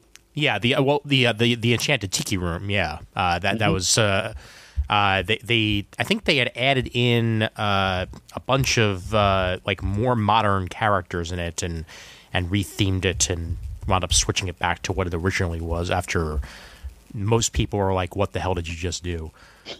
Happy to hear that. Yeah. Also happy to have missed it entirely. Yeah, that's what it was. It was the Enchanted Tiki Room, parentheses, under new management, featuring Iago from Aladdin and Zazu from The Lion King. Uh-huh. And they reopened it back as the Tiki Room in 2011. Okay. And no tropical birds from animated Disney films to be seen? For the most part, yes. Yes, I believe it was essentially back to normal after that. Yep. Wouldn't have minded a cameo from either of those birds. But, sure. I'd rather they not take over the whole works. Yep. On page 211, by the way, right before that, as a former huge fan of the Power Rangers, and I mean, I still dabble every now and then, mostly when Julian Lytle tells me something cool is happening. I've been wanting to check out the collection of Shattered Grid, just because A, it's got alternate realities, and B, it actually seems like a really sophisticated story in Power Rangers lore. But it basically involves an alternate reality version of Tommy Oliver, the Green Ranger, who has taken over his world and become like the character named Lord Drakon, I believe they pronounce it. And he tries to make his way over into the main Power Rangers reality and take that over as well. And I've been wanting to give this a shot, and they finally have it here collected, so I will make that happen. So this will probably be the first Power Rangers comic I've read since the 90s, but it may very well be worth it with writers like Kyle Higgins involved. And the art has always looked pretty, and those covers as well very basically have me sold. So give it a go. I can just about guarantee you it'll be better than whatever you read in the 90s. I will agree with you, because most of those looked like the Pizza Hut X-Men comics. So, yeah. Yes, I was actually thinking of those Pizza Hut X-Men comics when you were talking about the Avengers of the X-Men trade. Part of me hopes they deliver those in like volume 2 of that. Deliver. Yeah. Yeah, you're welcome. Now here's something else from Boom that I have been waiting for quite some time. Page 222, I finally get to try Grant Morrison's Klaus. There we go. Yep, it's finally out in paperback, softcover, by Grant Morrison and Dan Mora. It's like a psychedelic... I can't even say medieval. It's probably longer ago than that, but it's a ancient European shaman portrayal of Santa Claus. Like it's Grant Morrison's own deeply weird version of how the Santa Claus mythology began. Roots in Viking lore and Siberian shamanism. There it is. Well, if it's Grant Morrison and you didn't say the word weird, then I think that it was somebody ghostwriting for him. So yeah, I may check this out as well, because it was just crazy enough when I was reading the solicits back in the day. So. Yeah. This collects all 7 issues. Wasn't about to pay full cover price for it back then, but now, nice cheap single volume, which will be even cheaper through DCBService.com. I think the time has finally come to see whether or not I think this take is worthy. Yep, it'll be $12.99, 35% off on DCBS. Very good. They're collecting Jim Henson's Fraggle Rock. Where is it? A Balthazar presentation. Written and illustrated by. This looks like it might just be something new. I'm not seeing issue numbers associated with it, so it may just be a new Archaea boombox hardcover for Fraggle Rock. I think you're right about that, Ian. Yep. If it had been a miniseries first, I almost certainly would have picked up the single issues. Yep, but always happy to see some new Fraggle out there. No, definitely. Oh, wow. Adventure Time Marcy and Simon #6 is finally coming out, so there'll be a collection of that eventually. And I'm kind of sad that pretty soon, it wouldn't surprise me if we stop seeing Adventure Time collections, period, since that series is now concluded in a very conclusive way, to say the least. So I don't know if they're going to maybe do a Next Generation style story eventually, but for now, there's not many other stories that could be told unless they're in the past. Yeah, which they always could be. Yeah, fair enough. Yeah, I never did think Cartoon Network did right by that series. I would agree with you, but I'm very glad that it ended the way that it did. Yeah, at least they gave it that much of a chance. Please, yeah. Telling its story. I'm not a fan of the quote unquote bomb style of releases. And they've been doing that a lot lately over at Cartoon Network, where they release like 7 or 8 episodes at once, and then you're got all these things on your DVR, or you're watching them at once, and you're like, I didn't even know these came out. Now there's 10 episodes to watch. It's like, you're not Netflix. You can't release things like Netflix. But kids don't care, I know, but adults do, damn it. Are we ready for the rest of the book? Rest of the book away. And I've got one almost immediately on page 231 from Ahoy Comics, one of our favorite current creators. Steel Cage #1. 3 short stories serve as pilots for Ahoy's next ongoing series, and readers get to choose which story will continue. Very cool.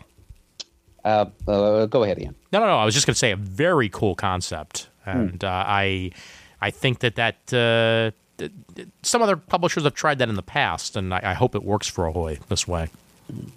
More details await on page 254, where we learn that we get our choice between Mark Waid's Noah's Ark, in which an alien boy is kidnapped into an interplanetary zoo and becomes the heroic protector of his fellow exhibits. From Tom Peyer, True Identity. We learn what secret anguish drives the most beloved superhero on Earth. And then Stuart Moore's Bright Boy, the grim tale of the world's smartest human and the havoc he leaves in his wake. Oh, my God. I'm not going to be able to choose. I'm not going to be able to choose because, usually with these, like, they're okay. To put it simply, when you see something like this from an independent company, you're expecting like maybe three stories from new starters, like ones that you're not familiar with. You have a Stuart Moore, a Tom Peyer, and a Mark Waid story. It's going to be very hard to choose from. They're all great creators.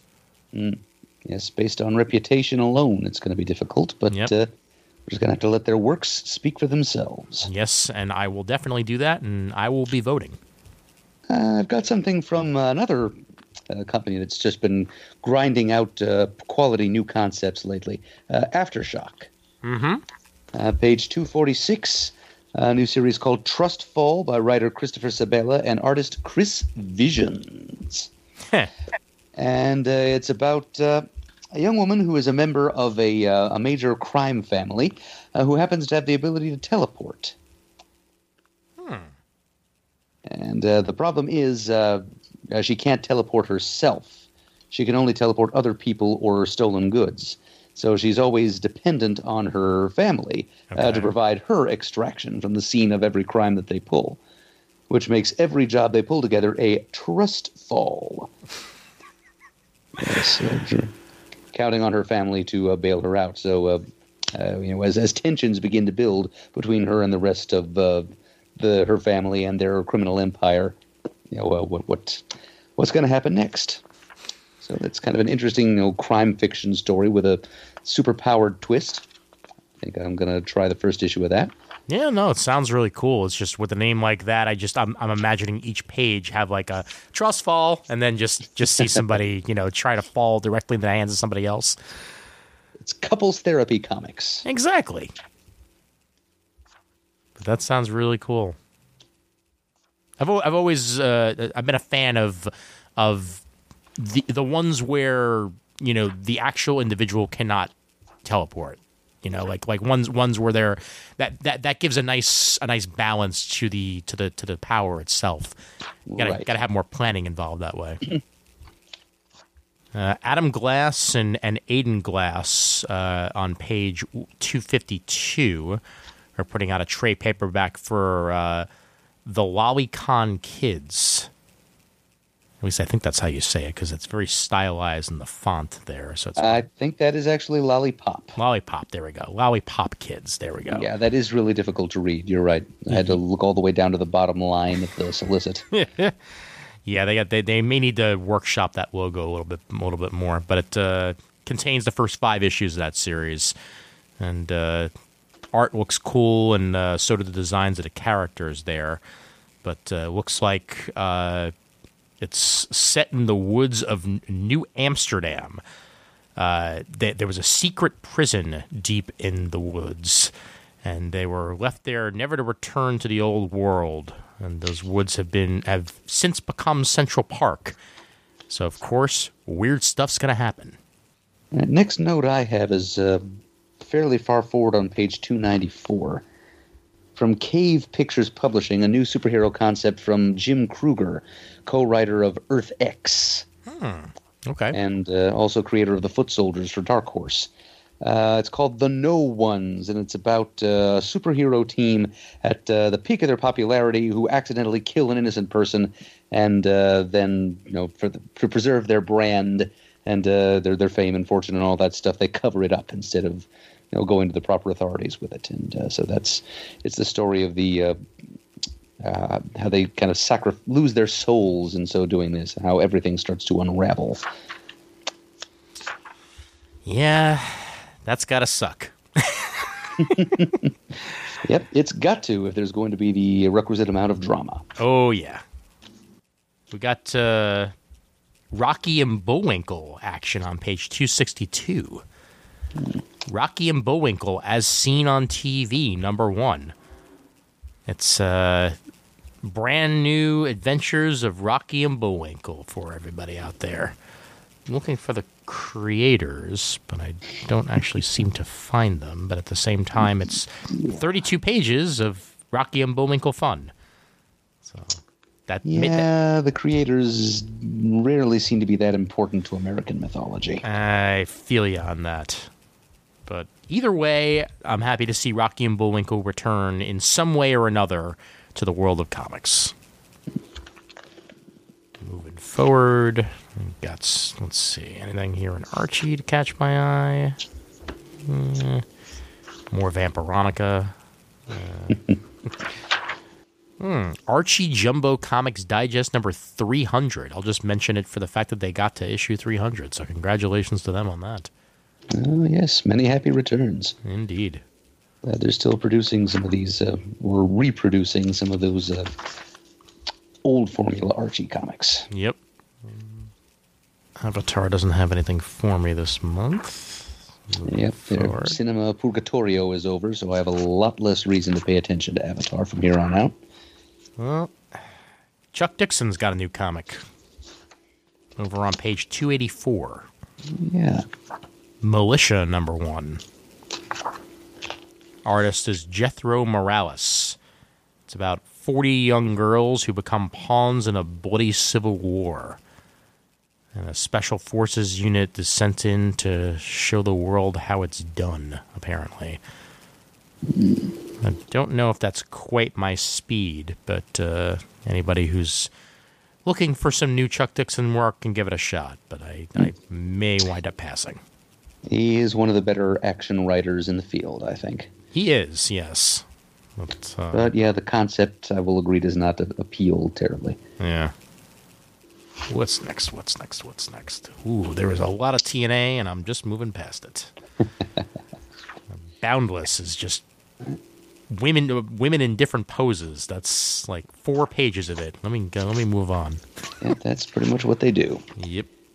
I'm camping out here on page 322. I'll wait for you to get there. All right, scrolling down, all the way down. Let's go. Let's do it. 307.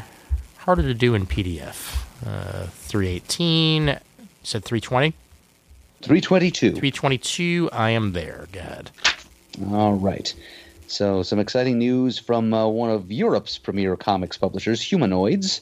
They're trying to launch a superhero universe of sorts. It's going to be called H1. Okay. And they're tapping a couple of well-known talents in the English language comics world to advise them on their first few concepts. And the very first of these is a series called Ignited, which features input from Mark Waid, co-writing with Kwanzaa Osagyefo. Yep. That's the best I can do. And the concept here is basically, what if a whole bunch of survivors of a high school shooting find their X gene triggered by the experience? They suddenly gain superpowers. That is the high concept behind Ignited. So these are like those activists from Stoneman Douglas High down in Florida. What if they had gotten superpowers? What would they do with those powers to further their new cause of preventing acts of violence like this from occurring again? Well, that's a cool meeting of the minds there. Mark and Kwanzaa working together because you got to meet Mark Waid and all of his years of experience, and Kwanzaa from working on Black and everything. I'm actually really interested in that. Thanks for pointing that out. Sure thing. That's why we do this, Ian. Yes, indeed. All right, I'm going to have to earmark that and check it out once it's available. I do get the feeling it's going to be more Kwanzaa than Mark, though. Probably, yeah. Just reading the interview on pages 324 and 325 with Mark Waid and also John Cassaday, who will be advising on an upcoming H1 series. Yeah. Sounds like Waid was just mainly enjoying the experience of keeping his mouth shut and just sitting there in a room full of creators, many of whom are not white and or male. And just learning from them as opposed to just listening more than talking, as he puts it. I'm A-okay with that.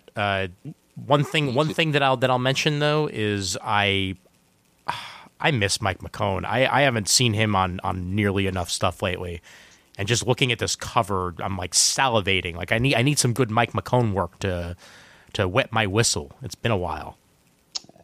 But unfortunately, a cover is all you're going to be getting from him for this project. I know. But I'll keep an eye out for his name in the next couple of months, though. Maybe I'll get lucky.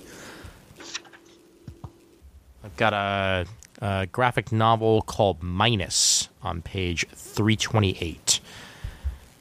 That looks like it could be pretty cool from the cover. Beck Beveroth is the sheltered homeschooled daughter of the overprotective Gil. Raised in the isolation of her father's remote homestead, Beck is on the edge of independence for the first time ever.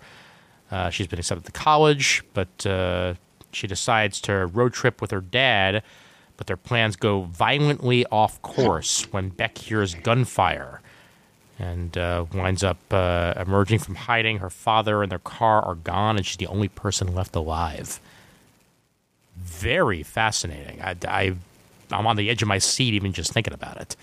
And that's out of Iron Circus Comics. Once again, that the title is Minus, and by Lisa Nafziger. And that's how I would have pronounced it. Yep. And you can get it for $10.50 on DCBS. Not bad. Yep. On the facing page there, number 329 from Knockabout Comics, A Fabulous Furry Freak Brothers Compendium. An introductory sampler to the Freak Brothers for the new reader, containing a selection of the best classic strips. All right. Yeah, from legendary counterculture cartoonist Gilbert Shelton. Yeah, that's... I've been curious about the Freak Brothers for some time now, and so here's a sampler is exactly what I'd like to try. Downside being is that it's $14 for only 64 pages. Yeah, that's a drawback. And I know it's going to be less than that from DCBService.com. Well, sure. Yeah. So I'm giving that a solid maybe. Well, let's see. Fabulous Furry. When I type that in, well, you're not getting much of a discount. It's $11.19 on DCBS, so 20% off. Little less, but not that much. Yeah. Slightly shakier maybe now. Yep. And a reminder from our previous previews, issue 2 of Drawing Blood Spilled Ink is solicited, also on that page 329. So if you were interested in it from when we talked about it last month, here is issue 2 of Kevin Eastman's new series. Right. It's ever so slightly autobiographical. Yep. Just a little bit. Little bit. Well, I found my way up to the Oni Press section. Go ahead. What page are we at? We're looking at page 350. They keep pulling me back into this line of Rick and Morty comics. We gotta get out, Morty. We gotta get out. Here we have it's a latest in a series of character-centric one-shots that they've been doing. And this time it's Mr. Meeseeks. Look at me! Helpful fellas that emerge from the magical Meeseeks box, perform whatever task their summoner puts before them, and then they pop back into blessed non-existence because Mr. Meeseeks is not really into existing. They like to just come, do whatever job they're assigned cheerfully, and then go poof. But this time they've been assigned to find the meaning of life. If you make this hard for us, things are going to get real ugly for you. And it's written by James Asmus. You got to work on your backhand.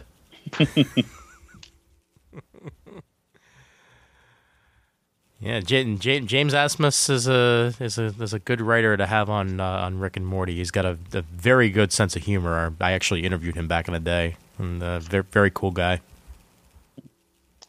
Yep, so happy to have him aboard the Rick and Morty train. Yep. Is this the first Rick and Morty comic you'll have written, do you think? I think so. I don't remember seeing his name attached to it previously, but I haven't been paying super close attention, so I could be wrong. I'll mention a little bit before that on 346 for the name alone. Super Fun Sexy Times Volume 1. Meredith McLaren tells 5 short, sexy stories featuring superheroes, supervillains, sidekicks, and the people who love them. So, sort of a little bit of a romance comic going on there with superheroes. Well, superhero sexploitation. Mm-hmm.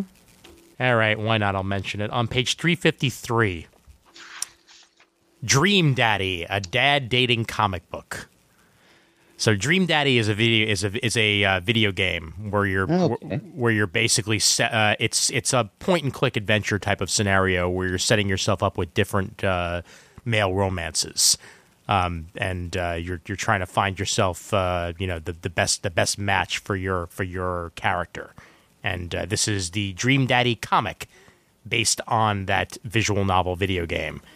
So this invites people to Maple Bay, where they play as a single dad new to town and looking to hook up with other dads.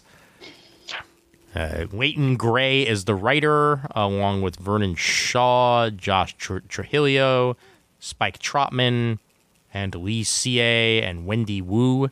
and a slew of artists on there as well. Softcover collection of 128 pages. Retails for $20. And the DCBS price on that would be $12.99. Solid 35%. Plus, Kim Reaper right under that is just cute. That's all I'll say. Okay, Chris already covered the Stan Lee story on page 364. Under Titan Comics, on page 369, we've got a collection of some classic 80s mystery and crime comics. Ms. Tree, written by the well-known Max Allan Collins, with art by Terry Beatty. Yeah, I saw that. That's a very striking cover. Yeah, by Dennis Cowan. That's full-on 50% off on DCBService.com. Very Costing nice. you $12.50. I'm already looking forward to next month, seeing that they're going to be releasing Blade Runner comics. Oh, through Titan. Yeah, right there on the header, Blade Runner 2019 coming in next month's previews. Oh, and another thing coming out from Titan. The same month that we finally get that softcover edition of Grant Morrison's Klaus, on page 374, Santa, My Life and Times, an illustrated autobiography, hardcover. It's with art by Bill Sienkiewicz yet. Wow. Yes. Oh my God, you just got your Santa all over the place this month. Yes, I'm getting my jollies, you might say. It's written by Jared Green, and I'm really liking the softened art style that Sienkiewicz is using here. It's kind of a pleasant fantasy as opposed to eye-bleeding surrealism. Yeah. Well, he is certainly capable of many a style. It's an ultimate Christmas keepsake. Yeah. You'll be the judge of that. Indeed, I will. As a Christmas professional, I tend to be fairly finicky about my interpretations of Santa Claus's life story, so I can do a little compare and contrast between the two that are coming out through this month's catalog. So, I think that would make for some good comic talk material later down the line. I think we're onto something here, Ian. All right. Alrighty. Rolling back to 368 real quick, since we are on Titan, might as well mention their manga offering since it's a volume 1. Ryoko. It's by famed Japanese artist Eldo Yoshimitsu, and it tells a bloody tale of a Yakuza princess. It's a homage to film noir and Japanese gangster cinema, and I enjoy both of those things. So this will be probably right up my alley. And part 1 of a 2-part criminal saga, so you only have to worry about buying 2 volumes of something. Not even that much of a commitment. Volume 1 comes out in July. Well, Chris has touched on Tomorrow's publishing for us. Under Valiant, on pages 378 and 379, a new take on the Psylords team concept. It's written by Fred Van Lente, and it's pretty much all you need to know. Yeah. That and is that... Sorry, I thought for a minute that might be a JK cover. That's very, very reminiscent to some of the Star Trek's the covers that he's done, but it is not JK. It's Rod Reese. Okay, but love the art style. Renato Geddes is the main artist on the series, and I also really enjoy his work. So, yeah, that looks like some good team up. Among characters and among creators. Yep. You can pre-order all 12 issues if you want to. As part of a pre-order edition bundle. Trying to steal DCBS's thunder there. I guess so. Yeah. Bundles of their own. Dan Abnett's got a second issue of his Fallen World miniseries, so if you picked up issue 1, issue 2 is out this month. Here's the thing that I must mention. On page 388, The Other Side of Valiant. Under Viking Books for Young Readers, A Trot and Cap'n Bill Adventure, Sea Sirens. And I must mention this because this is based on some of the I hesitate to say non-Oz work of L. Frank Baum, because it features characters that he ultimately folded into his line of Oz stories. Oh, wow. But originally, Trot and Cap'n Bill were characters that he created to try and, start a new series of non-Oz fantasy, because he got a little bit tired of writing nothing but Oz after a while. So he created Trot and her guardian, Cap'n Bill, who was an old peg-legged human sailor.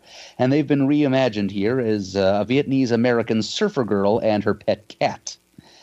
So it's a fairly drastic reimagining of L. Frank Baum's original story, The Sea Fairies, which did have a sequel in Sky Island. That's probably going to be volume 2 of this.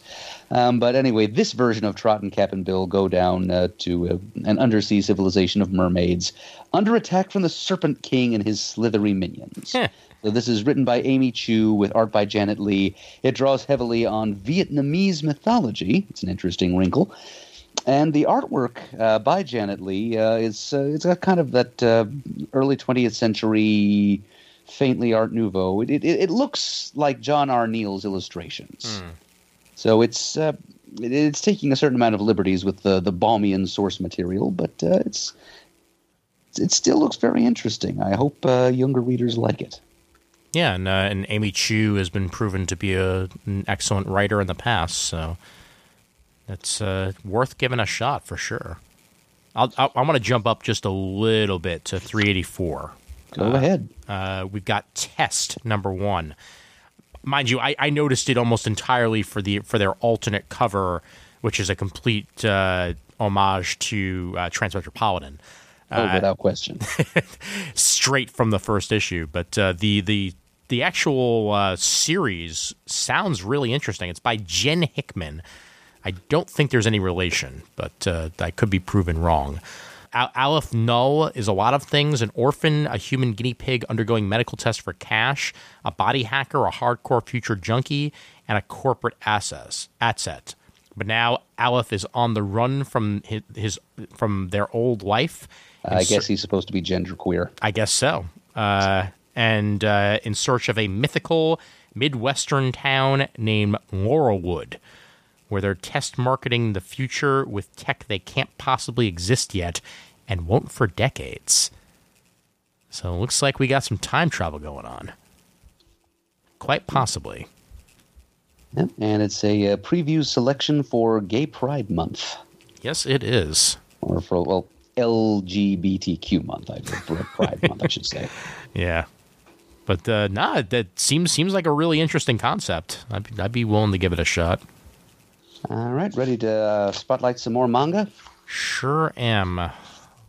We got on the 11th issue of Disney's Tim Burton The Nightmare Before Christmas, Zero's Journey. That's something I didn't know existed until this very moment. But yet again, Tokyo Pop, you surprise me that you still exist, but you're still out there, and you're on the 11th issue of something, so you must be doing something right. So I guess so. Page 402 for that one. Yeah, I have the 0 issue of Zero's Journey. Ah. I think it might have been a free comic book day. Sounds about right. Offering. Yep. Here's a featured item, actually, on page 413 out of Viz. Comey Can't Communicate. Socially anxious high school student Shoka Comey's greatest dream is to make some friends, but everyone at school mistakes her crippling social anxiety for cool reserve. I have no idea what they're talking about there. I've never experienced that before in my life. Yes. Totally unrelatable to me, too. No, never. So if you, for any of you fellow awkwards out there, this may be right up your alley. Let's see. I'm actually considering. I saw that in my sweep through the previews catalog. So nice. That's a possibility for me too. Yep. Comey Can't Communicate. Let's see what the discount is on that, because it's only going for $9.99 normally, and if I put in Comey, let's see. Yep, special discount. You can get that for a solid $5 on DCBS. 50% off. Sounds worth a try to me. Most definitely. And for you completionists, they have a complete box set of every Dragon Ball manga. Yeah, that's a lot. They have both the original Dragon Ball and then they have the Dragon Ball Z complete box set. So that's, whoo boy. Yep, $140 and $220 American, respectively. Yep. That is a lot of volumes. 16 volumes in the original Dragon Ball and 26 in Dragon Ball Z. If you have the shelf space and the moolah, make it happen. If not, you can probably get it for cheaper piecemeal. How many inches of shelf space would you need? I mean, it's a little late to be doing math, but yeah, right. Something like 26 inches. Oof. Yeah, that's rough right there. Now that I know that there's a Splatoon manga, I might have to track down the first 5 volumes of that, but they have a volume 6 of that. Splatoon is easily one of the most fun video games that Nintendo has put out in the past couple of years. They don't put out a lot of original IP these days, and Splatoon was their first shot in years, and it's about kid squids who shoot paint across a field to try to defeat the other team. It is super fun and a shooting game for all ages, which is probably the only one that exists. So they're supposed to be squid? They're squid kids. They're kids who are also squids. It doesn't have to make sense. No, indeed it doesn't. It just has to involve shooting. Yep. The way you get across the field is you actually disappear into your own ink puddle, and then you basically slither across the stage to get to new locations. So you shoot in front of you, and then you use that ink to move along. It's a super fun game. One of the most enjoyable online experiences I've had, because I'm not much of an online player to begin with. You got anything in the manga section? Nope. I think Comey Can't Communicate is about the only thing I would have brought up. All right. Then, let's see. I think I'll wind up going with, and apparently April is manga month, according to previews. So April's a lot of things. But I'll mention on page 426 out of Denpa, because I like to mention them as much as possible. And it's not just because the man who runs it also gives me beer, but Super Dimensional Love Gun graphic novel. It's a re-release of the Shintaro Kago's first book published in English. Iroguro is a mix of splatter violence, humor, and titillation, and manga artist Shintaro Kago has helped define the genre for the last 20 years, collecting 15 different short stories from his illustrious career. Super Dimensional Love Gun compiles stories of neurotic dark humor and unease. I like the idea of neurotic dark humor. That can be right up my alley sometimes. I can see that. Yeah. And I think that's where I will call it a time. However, there is tons of manga and tons of stuff under the manga collection that is part of Pride Month. So anybody who wants to take a deeper dive into that, please just go crazy, because it is all over the place. If any section is going to be positive for Pride Month, it's going to be the manga section. Yeah, that makes sense. Yep. And I just did a quick sweep through the swag section at the back of the book, and I found nothing at all. All right. And I've got a 4-footed surrogate sister here on the floor by my side who's getting a little anxious to be taken to the bathroom. So let's we better wrap this up. All right, sounds good to me. I doubt I would have had anything really in that section anyway. So we have officially shot our previews bolt. Oh, yes. All right. Shot my dog's bolt as well. All right, let's go ahead and wrap things up. Once again, you know what? Screw it. I'll say it. We're sponsored by DCBS, Discount Comic Book Service, over at dcbservice.com, where you can find plenty of discounts on your orders, 50% off of DC and hardcover and Marvel hardcovers, and bundles out the wazoo, up to 50% off on DC, Marvel, and a couple of others as well, and Vertigo bundles, and find random discounts wherever you can, all over the website, dcbservice.com. We thank them for their long-time sponsorship. And Murd, take us out. I certainly do. And I thank you for taking care of that sponsorship mention for me. No problemo, sir. I pinch it when I can. I'm starting to slur my words here. Okay. But I think I've got enough left in me to say the following. All right. If you'd like to send us an email, our address is comicgeekspeak@gmail.com. If you'd rather leave a voicemail, you can call 267-702-6642. You can like us on Facebook. You can follow us on Twitter. We go by @comicgeekspeak. You can go to thecomicforums.vanillacommunity.com, which is our online forums where you can leave feedback on this and many other episodes of our show, or just shoot the breeze with your fellow CGS listeners and comic geeks on a variety of topics, whether related to the podcast or not. We'd like to give special thanks, as usual, to those of you who may have donated monetarily to the show in the past. We really appreciate it. The show would not be what it is today if not for your support. And as always, we are uniting the world's mightiest heroes, one listener at a time. You